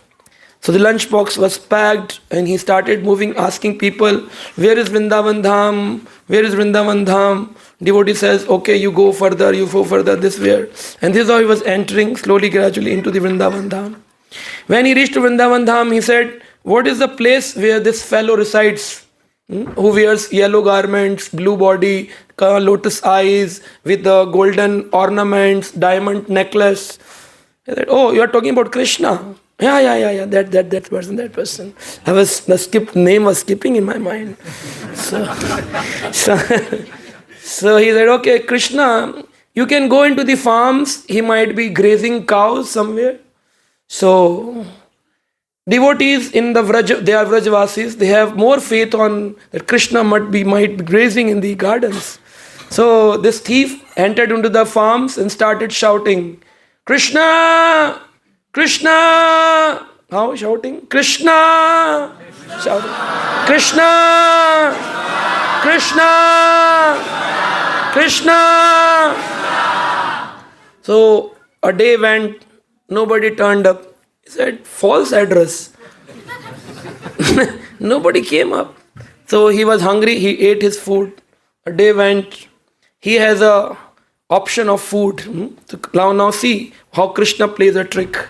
So Krishna wants devotees, but he plays tricks, he takes examinations. His food was there, so he said, you eat food. So eat food. And some food was kept pending for tomorrow morning. Whole night he was chanting Krishna, Krishna, Krishna. Next morning also he was hungry, he took bath, went for natural cause, everything done, eat prasadam. Now the prasadam is done. In the farms, village, no food available, and he was alone shouting, Krishna! Krishna! Krishna! Krishna! You do not want anyone?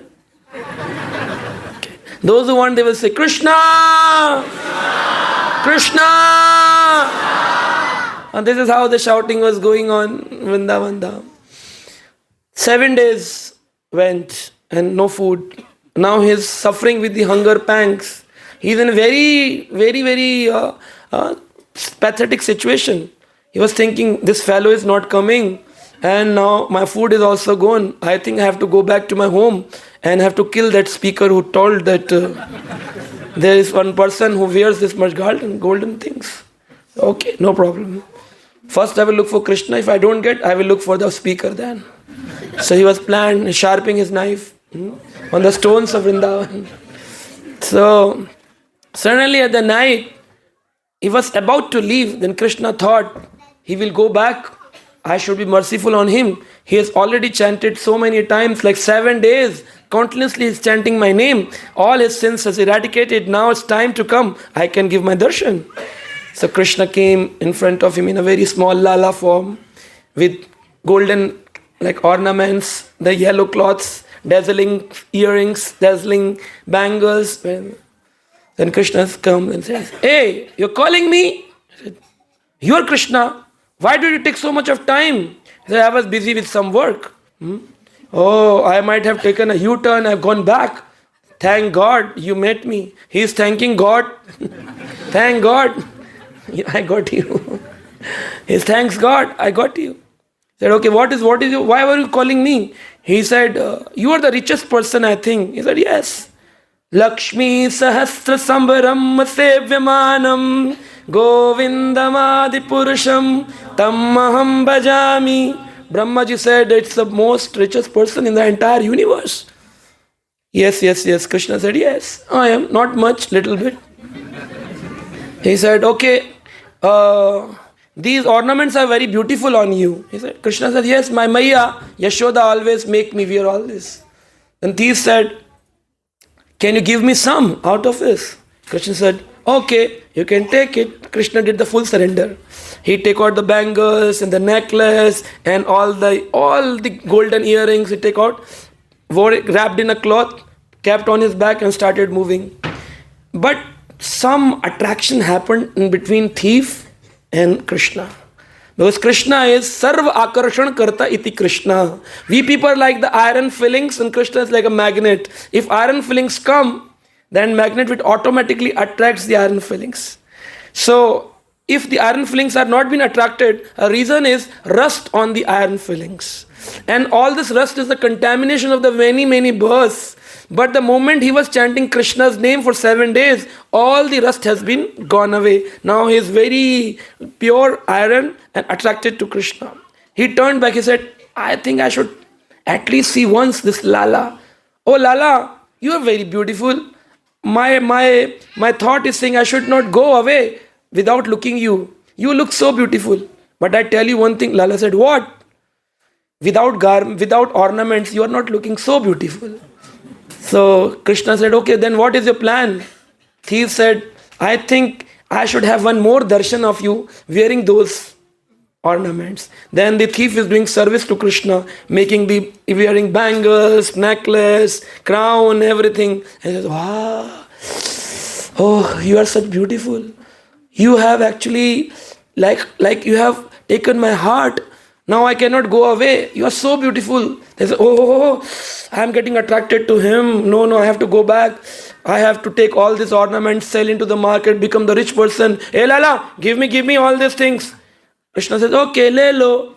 Then he took out all bangles, again wrapped in a cloth and started moving. He gone for 200 meters away. He ran back and said, Lala, one more time can I have your darshan? Lala said, what are you doing? If you want to take, you take. Otherwise, let me go. My Maya was waiting for me. Okay, I wear you. One darshan more. He again did the service. Multiple times he was doing whole night. And he fall in love with Krishna. So, by doing the service to Krishna, he became lover of Krishna. He achieved the Krishna prem. Then he thought, I will not go back. I will stay here. And I will live my life whole in his service. But later on, next morning, he slept because he was tired of 7 days not in any food. Krishna fed him some prasadam. He was so tired, he fell asleep. In morning, he was looking for Krishna. No ornaments, no Krishna. Again, he is lying in a farms and he said, Krishna, Krishna, Krishna, Krishna, Krishna, Krishna, Krishna. And he never went back to his city. He stayed in those farms. He became a saint. And he stayed there for the last time, chanting the Krishna's name. He said, the relishment in the name also, exactly same, I had the darshan of Lala. But he never had the darshan again. But that tinge of darshan made him a full-time devotee of Krishna. So we should look for, not every time the relishment will come, But if some relishment comes single time in your service, that will take whole of your life in the service, and you will always look for that I should have it again. I should have it again. So one Acharya from Mayavadi Sampradaya, his name was Madhusudan Saraswati. He was traveling from Kashi to Vrindavan Dham. And he became so attached to Krishna, though their philosophy says we merge into the effulgence of the Brahman. But when he come and saw Krishna, he became so attached that he wrote one verse in the name of Krishna. Madhusudan Saraswati is a Mayavadi, but only one visit to Vrindavan Dham, he transformed his Mayavad philosophy into Krishna philosophy. What he spoke, he said, Vanshi vibhushit karar navaneeradabha pitambara darun bimpala adoshtarata purnendu sundara mukhat aravinda netrat krishnat param kim api tatvam aham na jani. This sloka is written by Madhusudan Saraswati, a great Mayavadi scholar. All his knowledge went in vain just having one darshan of Krishna. Vanshi vibhushit karar. Krishna is holding a flute in his hands. Vanshi vibhushit kar means the hands. Vanshi vibhushit kara navaneeradabhat. And his body is like the new clouds. Pitambara darun. And his clothes are like yellow garments. Bimpala adoshtarata. Bimpal. You know Bimpal? What is Bimpal? What is Bimpal? Bimpala adoshtarata. The ushta, the lips of Krishna is like a Bimpala. What is Bimpala? Have you seen that fruit? I don't know Bimba, I know Bimba. Now you have explained me Bimba first. Krishna's lips are reddish like the Bimba fruit. So have you seen that Bimba fruit? Have tasted that fruit? No, on Facebook. Facebook. Oh. That's the problem. We never go to the Bhagvat Gita book or the Bhagvatam book because we are busy in Facebook. So we have to remove the face, enter our face in Bhagavad book. Pitambar daruna bimpala doshtarataha Purnanda sundara mukhad. His face is like a complete moon of Purnamasi. Like Purnamasi, the complete light is coming. The Krishna's face is like Purnan. Arvindu netrat, and the eyes are like Arvinda, lotus petals. Like this. Krishna's eyes go till ears. Yeah, till right now. Like it is like this, a lotus petals. So that's why Krishna can look in the back also, what is happening. We can't do mischievous activity in back of Krishna and think that, oh, Krishna is not looking, Krishna has eyes still here. I have eyes still here, I can see 180 degree. What you do, I can see. I have a practice, I can see 180 degree. But I can't see 360 degree. So, but Krishna can, eyes are like till here, he can see Krishna at the back, what you are doing. So, Purnendu Sundara Mukhat Arvindu Netrat. Krishnat Param Tattvam. He says, above Krishna, there is nothing Tattva. Krishna Param Tattva Kim Api Najani. There is no other Tattva available more than Krishna Tattva. So Krishna Tattva, Mayavadi is saying this verse. Just imagine. One darshan of Krishna can transform. And we people are having everyday darshan. Just imagine where we are going to get. We are going straight to Golok Vrindavan Dham. But there is a problem. We should not do offenses to the Vaishnavas. When we come in the community of Vaishnavas, we sometimes say, this is my service, this is my group. Other person say, this is my group. And then group, we broke from inside. Srila Prabhupada said, nobody will harm iskcon. All the devotees in iskcon will harm the iskcon. So, there were two devotees of one Guruji. One name was Ram, other was Shyam. So Ram has a service to press the legs of Guruji in the night, and Shyam has a service to press the right, and Ram has a service to press the left leg. So Ram one day went to his village, said, Guruji, tomorrow I will not able to come to serve. Guruji said, no problem, I will ask Shyam to press both of my legs. So in the evening, that Shyam came and doing his service on the right leg. Guruji said, serve the left leg also. He did not reply. Guruji understood he will not serve Ram's leg. Guruji unknowingly kept his leg on this leg. That if this leg will come on this leg, he will serve. But he rejected by his elbow.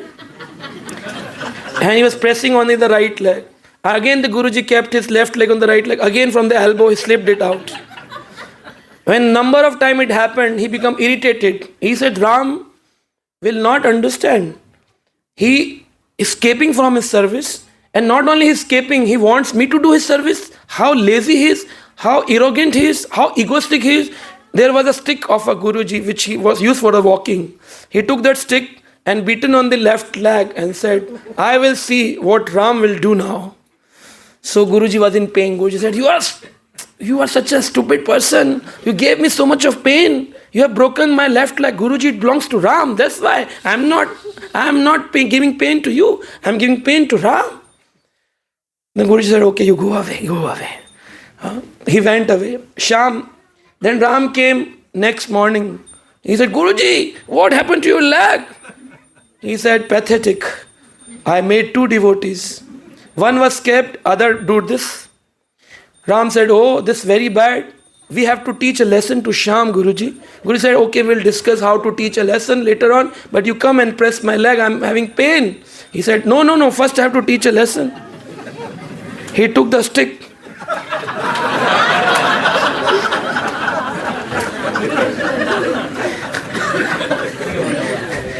And broke the Guruji's right leg also. Guruji said, I had 2 great disciples. Both are giving me pain. Actually, when Sham was breaking the Ram's leg or Ram was breaking the Sham's leg, actually they were giving the pain to their Guruji. So if we have 3 groups, 2 groups, 5 groups, 7 groups, and if those groups struggle in collaborating with each other, is actually we are giving pain to Srila Prabhupada, because all the groups, all the Gurujis, all the Acharya Paramparas, all the disciples belongs to Srila Prabhupada. Srila Prabhupada ki. So we should never do this, otherwise this path will take you back to Godhead. There is Tattvam Param Kim Api Na Jani. There is no other Tattva better than Krishna Tattva, Krishna consciousness. Then Dhruva said in the 13th number verse, Triyanaga Dvija Sarasipaha Devadetya Martyadibi Parichitam Sadastveshesham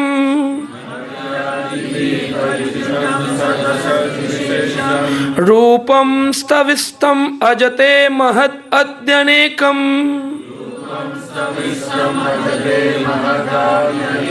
Nataha param param vedina yatravada.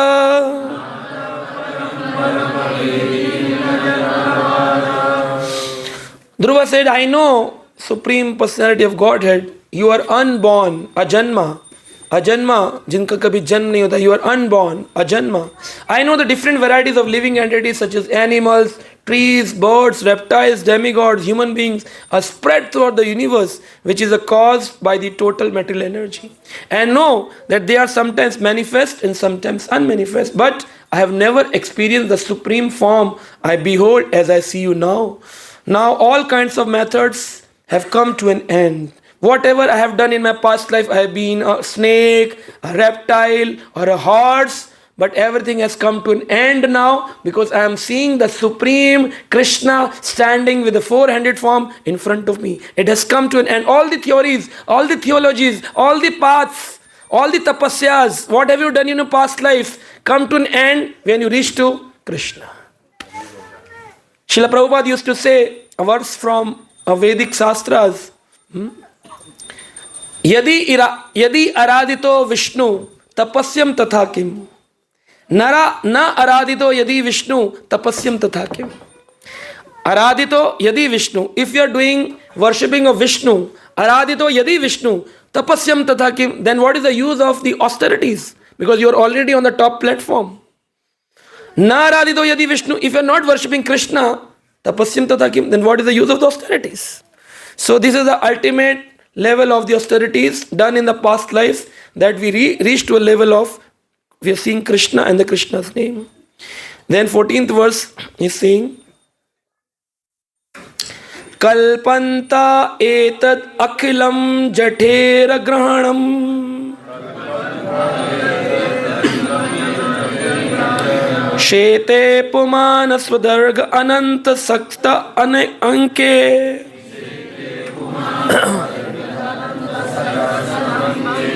Yanna visindhu ruha kanchana loka padma Garbhe dyuman bhagavate parnanto asmin tasme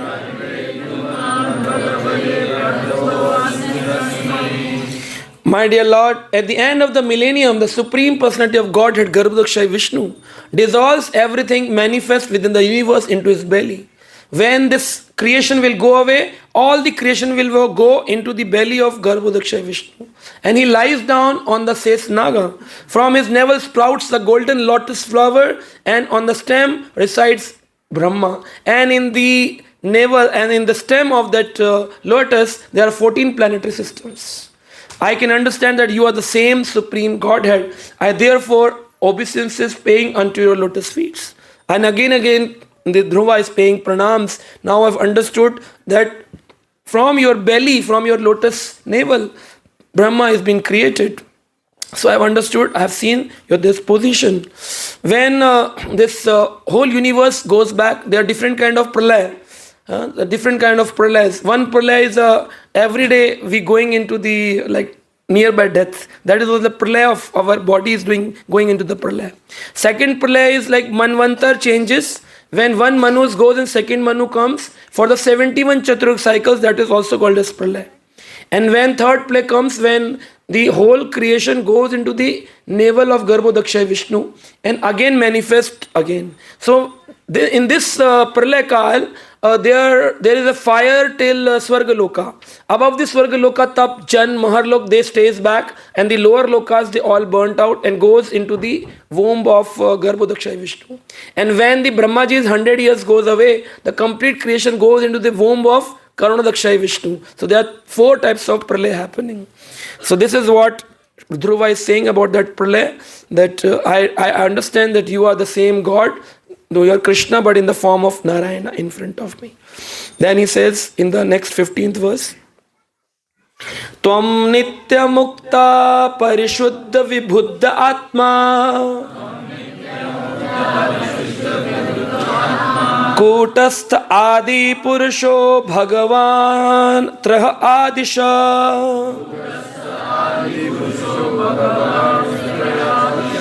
Yad buddhaye avasthitam akhanditya swadrastaya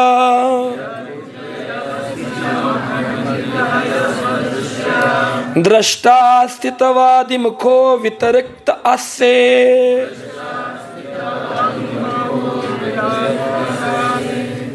You are the supreme witness of all the sages of the intellectual activities. You are eternally liberated. Your existence is situated in pure goodness, and your existence in the super soul without change. So he is saying that God is situated in the pure goodness. What is this pure goodness? So we know the 3 modes of material nature: ignorance, passion, and goodness. Above the goodness, when we cross over the 3 modes, we reach to the level of pure goodness, which is in 2 forms, which is called as Shuddha Sattva, and the ultimate is Vishuddha Sattva. So there are 5 levels of we have to cross. So we are still in Tamoguna, mode of ignorance. Then we have to reach to the level of good passion, then to the goodness. And when we cross 3, we reach to the Shuddha Sattva, and later on we go to the Vishuddha Sattva, the purest form of the goodness. And that's why Krishna is in the purest goodness form. He stays on that platform. Our devotee, if want to go into Krishna Loka, then one has to reach to that level of pure goodness. And how this pure goodness arrives? Krishna says in Bhagvat Katha chapter 14, Mamayo abhivicharine bhakti yogena sevate sagunan samittehi brahma bhuyahi kalpate. Krishna says, by serving me again and again, Mam yo abhivicharine, bhakti yogen. If we do bhakti yoga connected to Krishna, yoga in the bhakti, then you will cross over the three modes of material nature just by serving Krishna with love, faith, and care. So there is only way: chanting, hearing, serving, and you can go beyond three modes to the level of pure goodness. You are different from the living entities, Dhruva said. You stand aloof when you are the enjoyer of the result of the sacrifices. Whatever sacrifice we do for Durga, Kali, Shiva, Ganpati, all reaches to Krishna only. But that is avidhi purvakam. That is not a vidhi, that is not a right way of addressing Krishna. If we address Krishna directly, all the demigods will get satisfied. But if we think that they are also the part of Krishna, we give Shiva, Shiva will give to Krishna. But that is also good, but that is not the final authority. That is avidhi purvakam. That is the indirect way of serving Krishna. And then in the next verse, Dhruva is saying, 16th verse. We are reaching to the last. There are 12 verses spoken by Dhruva. So, internet. It's coming slow. Hare Krishna, Krishna Krishna, Hare Hare, Hare Rama, Rama Rama, Hare Hare. Then Dhruva said, Yasmin viruddho gatayo hi ansampatanti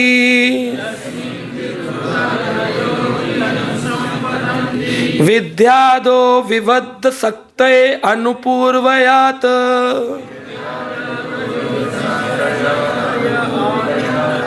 Tad Brahma Vishwa Bhavam Ekam Anantam Adhyam Ananda Matram Avikaram Aham Prapadde.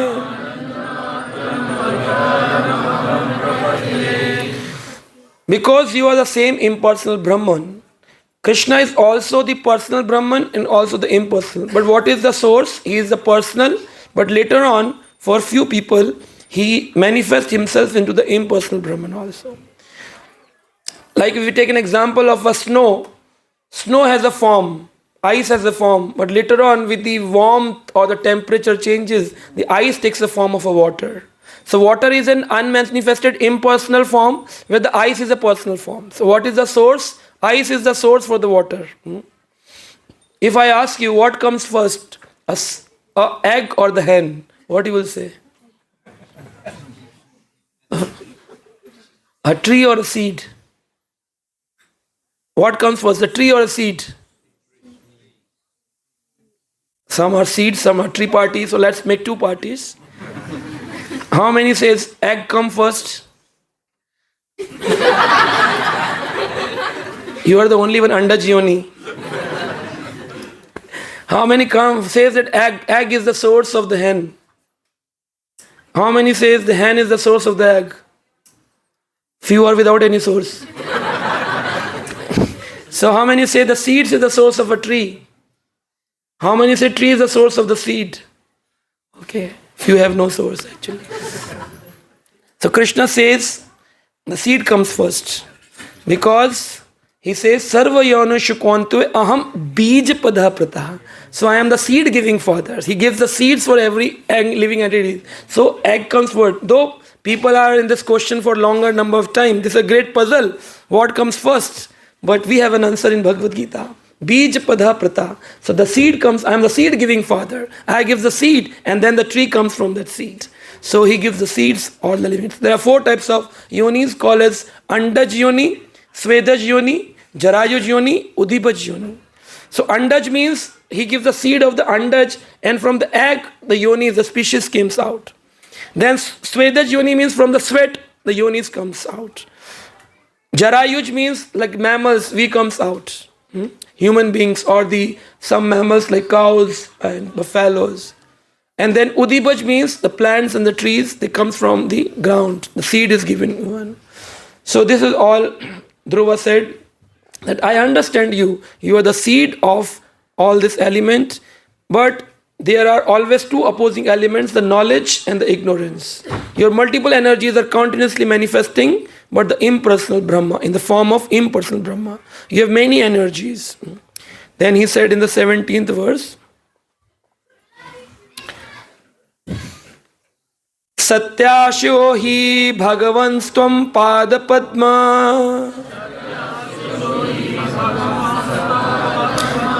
आशीष तत् अनभूजतः पुरुषार्थ मूर्ते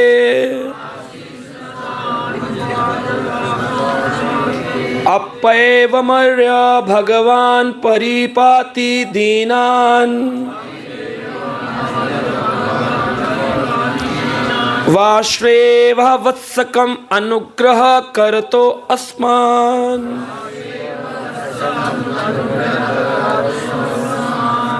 To the ignorant devotees like me, Dhruva is saying, I am ignorant devotee. Who is doing so much of tapasya?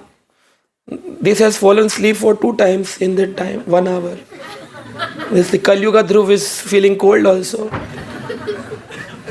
But just imagine that Dhruva in the Satyuga, he was in rains, snow, in all the problems. The Vrindavan cold is very tough to bear.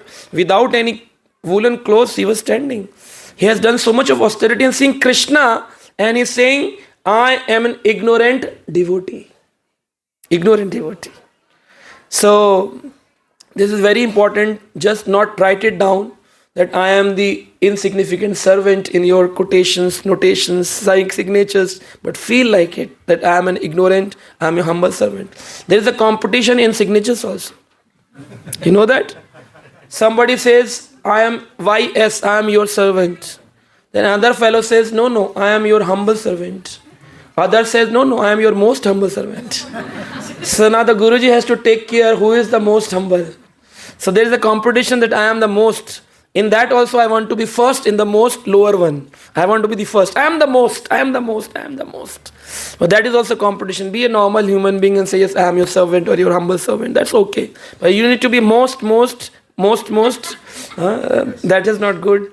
You need to be ignorant. Once there happened, like there was some service to be done by some other devotees, and I was entering into that area. I was not knowing that only VIP people can enter in that area.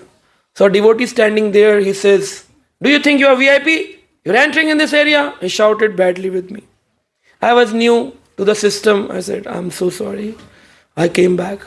Then again, it happened next time again. That time I get the knowledge of Bhagvatam. He again said, oh, same thing happened with, but devotee was different. He said, oh, you are entering into this area. You think yourself as VIP? I said, yes. I said, oh, being devotee, you think yourself as VIP? Yes. Everybody should think every devotee is a VIP devotee. He said, how can you think? I said, very ignorant person. Then he started laughing and he take me inside and gave me food, prasadam. He said, you are very knowledgeable.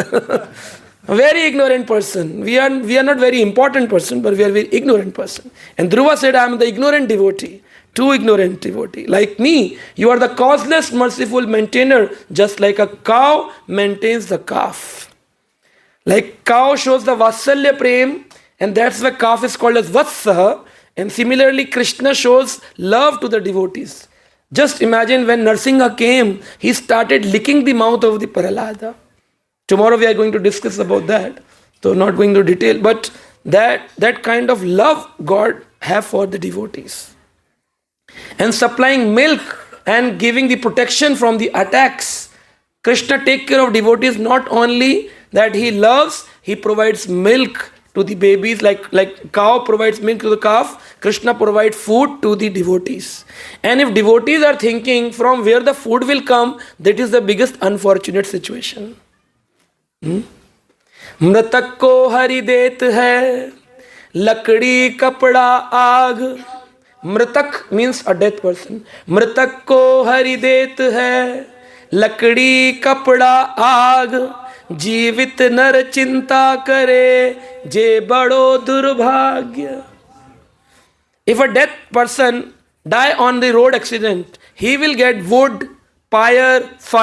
He will get everything. People all around will take him to the community ground and will burn him. A dead person who is not doing any activity will get everything. And person who is living, doing activities, he is in stress. How will my food will be arranged? It's an unfortunate situation. Dhruva is saying people are not understanding. You are like a cow and we are like a calf. You provide milk also. You provide love also. And cow protects his calf from attack also. If you go closer to the calf, cow will bring his horns and will kill you. That's the love, that's the protection. And Krishna protects, like cow protects the calf, Krishna protects his devotees. Yogakshemim vahamiyam, I protect what you have and I provide what you lack, Krishna says. But still devotees will know from where the food will come, from where this food will come. So I remember one story, small story. Many stories pops in my mind sometimes. So one person in a family, he says that there is no God. Wife and children were surrendered to Krishna, Rama, but the father said, there is no God. Do not waste my time. Already you people are wasting your time. So when the lady came back from a satsang or a katha karikram, she told husband, everything you are getting is only by the mercy of God. Father started laughing, the husband started laughing. God is providing me food. God is providing. I am working day and night, I am earning hard and God is providing. Wow, God is providing. He started laughing. Then the children and the wife felt bad. They said, yes, God is providing. We argue with you, God is providing. Okay, let's see. Let's test. We do the experiment. Tomorrow, I will keep fasts. I will not eat food. Let's see your God will provide food or not. Then wife said, no, don't do this. Don't check God. Do not test God. No. I am going to test your God. If he really providing, tomorrow I will not eat voluntarily. Let's see how your God will feed me. He left home, went to jungle, sat on a tree, top of a tree in a dark place that nobody will see me, nobody will come to me. I will spend whole 24 hours and then I will prove God is not providing. I am providing food to my family. Very staunch Mayavadi. He went there, sat down on a tree. Nearby village, there were many thieves came and marriage going on. So thieves already stole the prasadam cooked for the marriage party and some of the things like ornaments, jewels. Suddenly, police siren came up.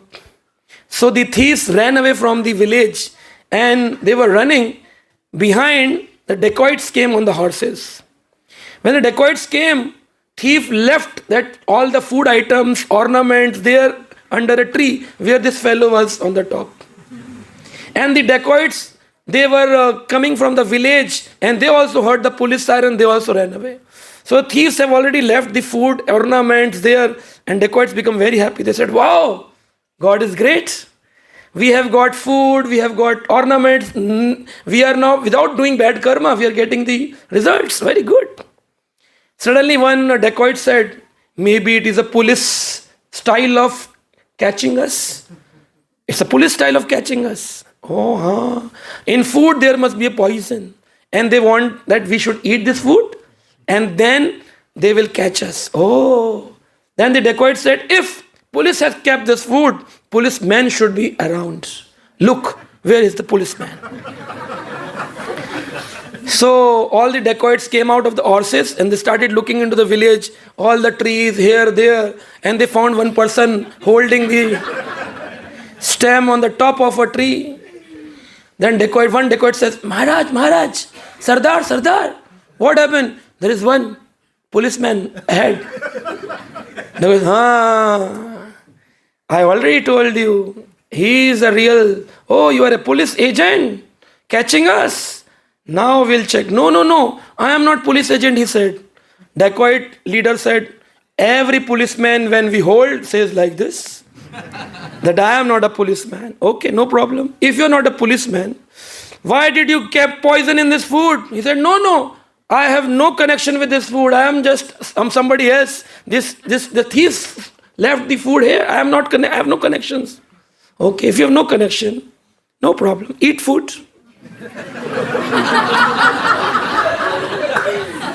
You eat food. Then he said, no. You have given poison. You are a policeman. And that's why you're saying that we should eat food. We die and you will catch. Oh, great. Hold him. Make him eat all the items. And marriage item, you understand, 28 type of sweets and So two dacoits hold the hand from the backside, two hold the feet, and the kheer and the gulab jamun and puri, everything inserted in his mouth. And he was like, enough, too much. Everything inserted inside. Finally, all the dacoits said, nah, he is not policeman. Go. He is a normal man. They all enjoyed food. He left with a very pathetic mind. He said, I lost the game. He went to his home. Wife said, what happened? You are hungry? Hungry? I will not eat for 7 days. And then he became a great saint. Great saint, one sampradaya. He is an acharya in that sampradaya. He became the Maluk acharya. And he gave a verse called Ajgar kare na chakri, Panchi kare na kam, Das Maluka yo kahe, Sabke data Ram. He gave a verse that Ajgar means the serpent, python, is not working. Python opens his mouth and the prey comes, sit and eats. He eats. Ajgar Karina Chakri. Panchi, these birds never work. They don't go for B.Tech, M.Tech, any lawyer degrees, nothing. No bank account, no nothing, but every day gets food. It's a Krishna's arrangement for each and every living entity. So, the God is a provider and He's a protector. He is a protector, He is a provider. So, if we understand this minimum thing, when I was very young, my mother used to say, don't go out without eating food. If you go out without eating, nobody will feed you. Nobody will feed you, she used to say.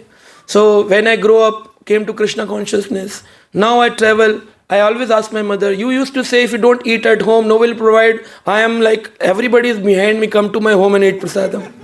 I am having a tough time of not eating prasadam. You say that if you don't eat at home, nobody will feed you prasadam.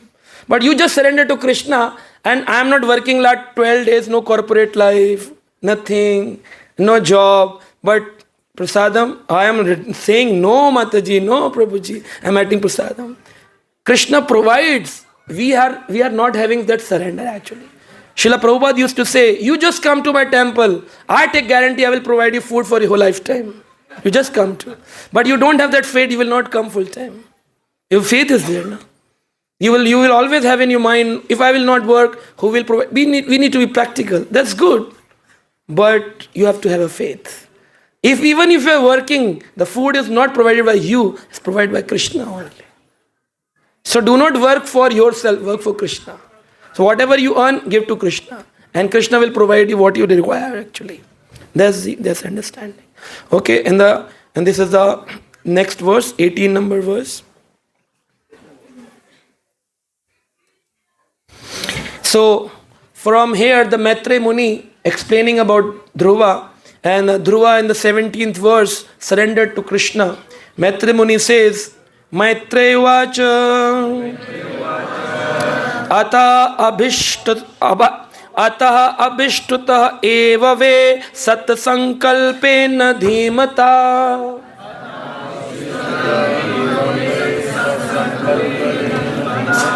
Bhritya anurukto bhagavan prati anandeyam abravait.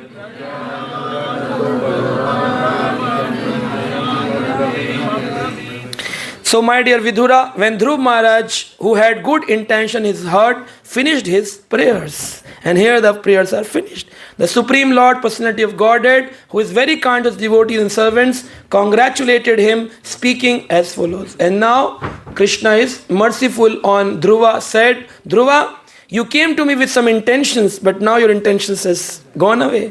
You are surrendering to me that I am everything. Dhruva said, I requested for some material mirrors, material stones, but now I have got the precious diamond. Krishna, what is the use of the material small stones? Krishna says, people will say that I am a great cheater. That first you come to me, then I remove your all thought process. So people will quote me as a cheater, but I will provide you what you want. Then Krishna says, from now I provide you a blessing, you go back your home, and you will live your kingdom for 36,000 years. Not for 5 years, 36,000 years of kingdom. And not only kingdom, that I will create one special loka for you, a pole star, a Dhruva loka. And not only this, you will regularly get the association of devotees at your home. That's the biggest blessing. Devotees used to come at Dhruva's palace. And Dhruva used to serve them whole life, 36,000 years. And when Uttam, his brother, was killed, and his mata, Suruchi, was killed because they have did a great offense to a Vaishnava, by asking him to go away into the forest. So Suruchi and the Uttam, his son, both were killed in the forest fire. They did a great Vaishnava offense. So how did a great Vaishnava offense? Because he has said to a small boy of 5-year-old. But Krishna says, if you do offense to a 5-year-old boy now, but he later on become a sannyasi in the 20 years, 30 years time, you will get a great offense of offending even a small boy. There are many Vaishnavas comes as a new devotees, but we think that they are new and I am senior most. If you do an offense, if they become a sannyasi later on, you will get an offense of offending a Vaishnava at that time. And result you can see in this Dhruva Stuti, Dhruva Charitra, that because of Dhruva's offense, Uttam, his brother, and his mother Suruchi, they both has to burn into the forest fire just because of the offense done. And then when he came back, he lived for so long, and after many years, Dhruva went to go look back to Godhead. There was a special aeroplane, Vaikuntha Airlines, came to take back Dhruva to his loka. There were 2 Vishnu Dutas. They came and said, Maharaj Dhruva, your time is over into this material world. Come over, Krishna is calling you back. The moment he sat down, the death came, Mrityu, the personification of death, Mrityu came. And she said, everybody has to go through me. I am inevitable, that is inevitable. Everybody has to go through me. So are you ready? Dhruva says, yes. And she paid obeisances to a Vaishnava Dhruva. And suddenly, utilizing that time, Dhruva kept his feet on the head of Mrityu and sat into the plane, came from Vaikuntha Airlines. Mrityu said, you are the first one who win over death. You have won over me. He won the death and sat into the Vaikuntha Airlines. And the moment the plane started going to Vaikuntha, he asked one thing, what happened to my mother? Suddenly the Vishnu Dutta sent a text message to Vishnu, said, this person is asking about the mother. Then Krishna says, oh, he asked something. Oh, he has some tinge of attachment in the material world. Stop, not let him enter Vaikuntha. Let him be closer to the Shirodakshay Vishnu Loka, near the Brahma Loka, and create a Priya, Ram Priya Vaikuntha, a special Vaikuntha for him. Do not came above the Karunadaksha Sagar, because he has a tinge of attachment to the mother. And the Vishnu Dutas created all these things before he reached. And then Vishnu Dutta said, one who has a son like Dhruva, mother is already heading for you. Look, then Dhruva from his plane looked. There's a special plane going, taking Suniti Mata to the Dhruva Loka. So if the mothers make their children a good devotees, so already their path to Vaikuntha is open. If you make your children as a devotee. And all the other planets circumambulating day and night to the Dhruva Loka. They pay obeisances that circumambulate to the Dhruva Loka. So Dhruva Loka is an eternal Loka for many number of years, yugas, times. But it is not in the Karunadaksha, above the Karunadaksha Saga. It is between the material world and to the spiritual world. It is nearby Shirodaksha Vishnu Loka. It's not above. So sometimes people think that Krishna, this Dhruva went back to Godhead. He he has special Vaikuntha made for him. So that's why Sanatana Goswami said Dhruva is the foremost devotee in the lineage of the topmost devotee gopis. He is in the starting number. First comes Dhruva, then comes Prahlada, then comes Ambrisha, then comes Hanuman, then Pandavas, and then Uddhava. And above Uddhava is the gopis. So it's a lineage given of the level of devotees who's the topmost. The gopis are the topmost. And that's what Chaitanya Mahaprabhu says, Gopir Bhartayor Padkamalayor Das Das Dasan Das. So we need to be the servant of the servant of the servant of the servants. Hare Krishna.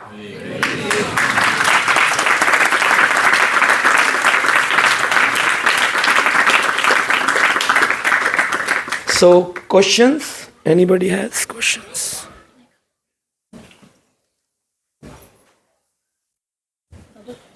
Open. Where's Mike?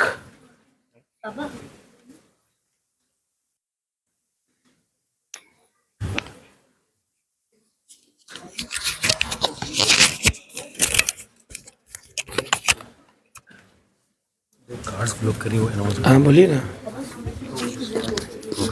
वो mic. एक minute प्रभु जी mic वो. Hare Krishna. Sorry, there are two cars which are parked improperly. If this is your car, can you please move it? One DPH 184. This is a Ford Falcon. And the other one is Toyota Altis 1IGJ991. If this is your car, can you please move it ASAP? Thank you so much. Also, if I can request everyone to please stay, we want to take one group photo with Prabhuji. Haribol, group photograph you want or you don't want? A Vaikuntha picture.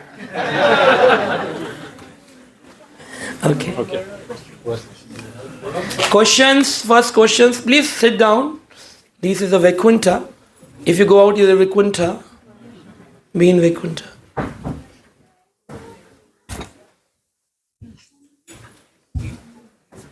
Hare Krishna Prabhuji, thank you so much for such a wonderful class. It was pure nectar, Prabhu. Thank you so much. Prabhu, you were talking about the 5 qualities of a student. Shri Shri Nitai Satinandan ki jai, Shri Shri Bhagavatai ki jai.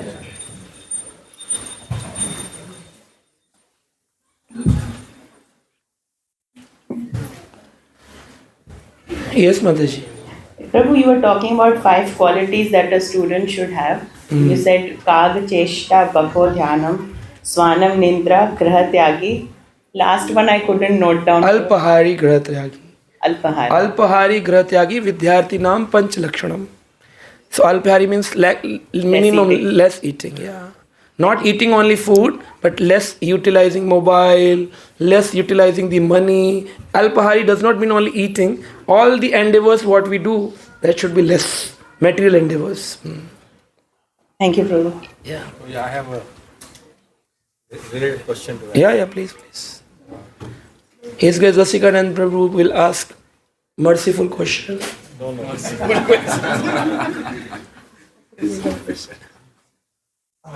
I will ask question and Prabhu will give merciful answer. So, just related to that verse, Graha Tyagi, it's sometimes it is Graha Tyagi, sometimes it is Brahmachari. Which is exact? It's Grahatyagi. It's Graha Tyagi. It's a, okay. Brahmachari also leaves the home. That's why people use for the influence to brahmacharis that your name is there. But brahmachari means one who is on the path to understand the Brahma. It does not mean that who renunciate and lives in the temple. Brahmachari means who is in the acharan to understand the para Brahma. It's called Brahm Acharati iti Brahmachari. So that grastha can also go into the level of understand. That's why Prabhupada used the word called grastha brahmachari. In grastha also, if you have one wife and you have dedicated into understanding Krishna, that is also consciousness. You can be a grastha sannyasi also, have developing the mood of renunciation in grastha life. So that is ashram brahmachari. The word is grahatyagi, who has less involvement in the material world and more on the path of Brahma understanding. Thank you. कल की भगवान. Hare Krishna Prabhuji, Dandavat Pranam. Very nice class, Prabhuji. Few of the Dhruva stories I never heard, but I'm able to hear about Dhruva, and it's very interesting to hear. But at the last, you told the lineage of the Bhakti, like first topmost is the Gopis, and then Prahlad, and then Dhruva. I think there is that lineage is there. So I just want to know that lineage. And another question is like, I don't know if we can ask this question, like, who is the topmost devotee, Prahlad Maharaj or Dhruva Maharaj? No, all the devotees are good, But topmost are the gopis. Like Sanatan Goswami has given in Brihad Bhagvat Purita, topmost are the gopis because they have no tinge of attachment to the material world. Like Dhruva has a attachment to the mother, Prahlad has an attachment for the knowledge. He is into the Jnana Vritti, Dhruva is into the Karma Vritti. Then comes the Amrisha, then comes the Hanuman, then comes this Pandavas. Then Pandavas also has some attachments to the material things. And then comes this Udhava, who never entered Vraja. And then comes topmost gopis. But this is not means that Dhruva is a bad devotee. This good, more good, better, best, top best. So they are all good. Nobody is bad. No, I just want to understand that lineage. First is topmost is gopis, and then the second rank. I mean, We have to go from down. The good is Dhruva. More good is Prahlad. Then more good is Amrisha. Then more good is Hanuman. And then from Hanuman more good is Pandavas. Then from Pandavas more good is Udhava. From Udhava more good is gopis. So they are all good. Nobody is bad. We are bad. Thanks. Hare Krishna.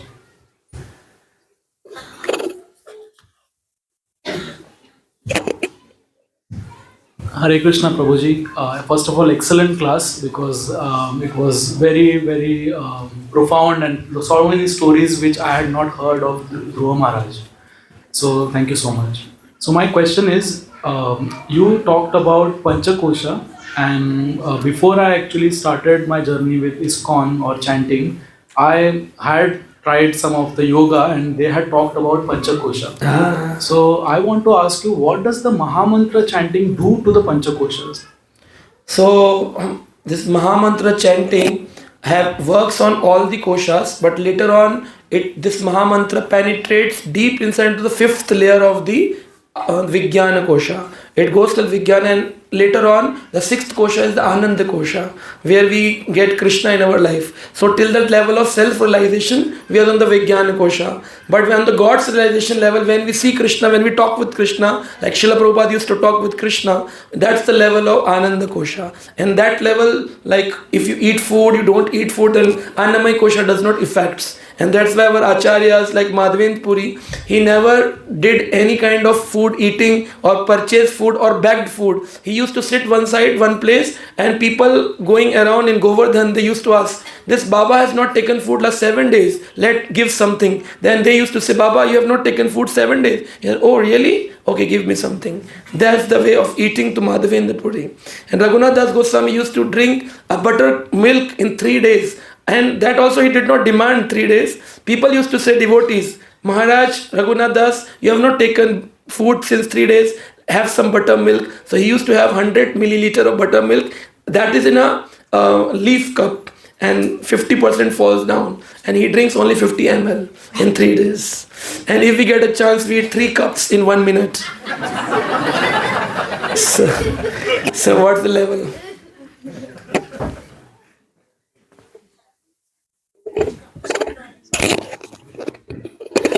Hare Krishna. We actually have some conflict when we are praying the gods. Like we have a Ishta Devata, and then for the family there will be different god. So could you help us? Like how do we have that clarity that it's all the same god, but still there will be some confusion there? Yeah. So Krishna is like the head of the departments of the different. There are 33 crore Ishta Devatas of different people have a different Devata. But the topmost is Krishna. So if you water the roots of a tree, do you need to water the different leaves of a tree? So Krishna says that I am the Moolam Tarorapi Moolanam. I am the root of a tree. So if we offer our water to the roots, we do not need to go to different Ishta Devatas. And all the leaves become satisfied just by pouring water into the roots of the tree. So just by pouring water to Krishna means serving to Krishna, taking his name, all the demigods become very happy and they clap. At least we have got someone who is doing right process of spiritual bhakti path. So it's like that. Hare Krishna. Prabhuji here. New person. Thank you, Prabhu, for the wonderful lecture. My question is about Dhruva Nakshatra, Prabhu. You did explain about one loka when Dhruva was on the way to Vishnu loka. Then when he asked about his mother, he was sent to another loka which is called Dhruva loka. So how is it related to Dhruva Nakshatra? Are they both same or different? Though people say it's same, but I say it's different. Because why do I say? Because in Shastras, if you go in Canto 5 and chapter 8, its explanation, there are some lokas which are very far, which we can't see through our material eyes. So we see like moon, and people say that moon, we have reached to moon. Many countries, even India has reached to moon. They have given satellites. But as per the kilometers given in Srimad Bhagvatam, moon is far away from the sun.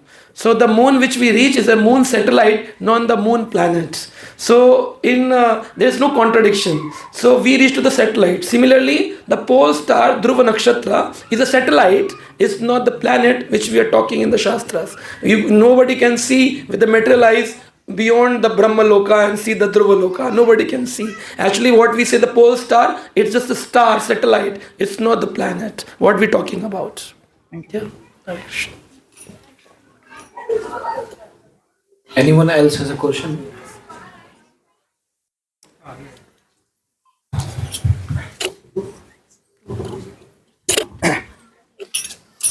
Hare Krishna, thank you for the class. My question was, Dhruva Maharaj got to meet the Lord in a lifelike way that we can't just do. So, and to achieve that, he practiced chanting the Lord's names, and also in those times there was vigorous type of tapasya. And for him to get the blessing to practice that tapasya, he got the blessing of Narada Muni. But to meet Narada Muni, was that Gauranitai caused us mercy, or did he perform some special? So for this answer, we need to go into the past life of Dhruva Maharaj. He was a king in his past life. But later on, when many devotees used to come in his palace, he became very much impressed by the path of spirituality. He left his palace and went to the forest for doing tapasya. And he became a very staunch tapasvi. One day, one king from some other palace came into the jungle for picnic purpose. So they were enjoying, dancing, and this Dhruva, in the path of the spiritual attainment, it was only 6 months left. And if he did tapasya for more 6 months, he could have entered into the Brahma Jyoti or the Brahma Loka. But in that 6 months remained, and he got deviated into the path of entertainment. He thought that I was also a king, but I left my family, my palace, and I'm doing austerity, and they people are enjoying, I should also enjoy. That mentality made him took another birth in a king's palace, and that's why the 6 months remain of his austerity. He had those austerities done, and the attainment which is pending from the last life, he attained in this life, and later on he spent 36,000 years of palace and material world because he demanded that in the last life. So this is how the past life explains everything actually. Thank you. Hare Krishna. So, Prabhuji, you mentioned about offenses, that if somebody commits an offense even to a 5-year-old boy, and later on he goes to become a sannyasi, he will have to bear the offense. And so, what about if that person, is that only for one life, or it could be for lifetimes also? Offense means aparad. Aparad means going away from Radharani. It's not like a sin which carries you for next life. It's like aparad. The moment you do, you get away from the spiritual path, and the relishment which you're having, that relishment will go away. You will chant Hare Krishna, but you will not relish. You will read Bhagvatam, you will not relish. You will eat prasadam, you will not relish. You meet devotees, but you will do for a namesake, but it will not help you relishing Krishna. That means we have done some offenses. So this offenses works immediately. What to talk about the next life? Okay.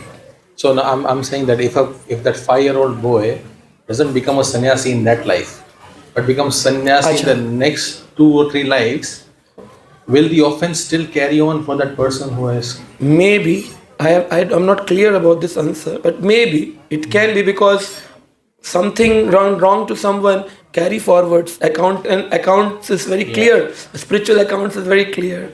Yesterday we discussed about Bhishma, we discussed about Dhritarashtra, Gandhari. They all, after 100 births, they have to go on to the problems because of they have done some sin in their 100 births back.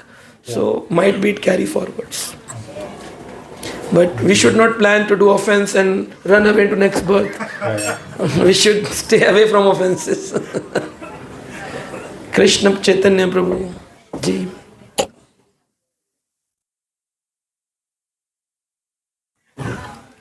Hare Krishna Prabhuji. Hare Krishna. Prabhuji, we read Shastra for a long time, and we have different, all different knowledge we have. But still, after reading Shastra, we have all those desire in our mind somewhere. Even we know everything that yes, we shouldn't do this, but we're still doing all those things. The material desire we have, and those are the hindrance in our self-realization path. And at the same time, they said this allurement will come till the end of your life. So when the self-realization comes, if we already end our life, we are already dying, and it's still coming till the end of our life, then when is our self-realization comes? So it's like that we have to have a strict Krishna consciousness rules in our lives. And they're if you paint your body with an Asian paints, there are some paints available. When you pour water on the walls, and if this water repulsion paint is there, then that water will not enter into the walls for a seepage. Similarly, we need to put some kind of a love for devotees, Shastras, Harinam, that if some demands comes also, it will not impact us. So we have to put a paint of depth of the Krishna consciousness, so that if demands comes, it will not impact us. Like Samudra, ocean, so many rivers comes into the ocean, but the ocean is not impacted by the so many rivers water coming inside, because ocean has a large water. So if we increase the water volume of the love for Krishna, then automatically the small demands will not impact us.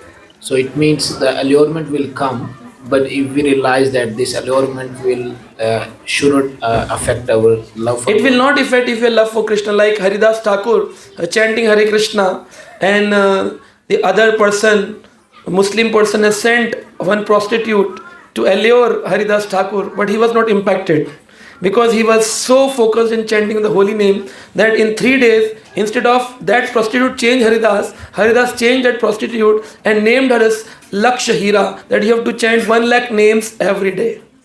So that kind of, if we have increase the volume of love for Krishna in our hearts, then small rivers of the material world will not impact us.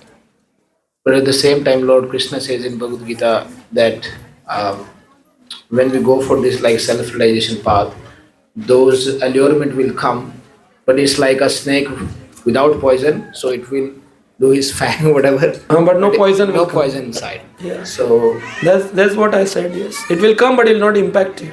Okay. Thank you. Hare Krishna. Okay, thank you so much. Shri Radha Govinda ki, Shri Gaur Nitai ki, Grantra Srimad Bhagvatam.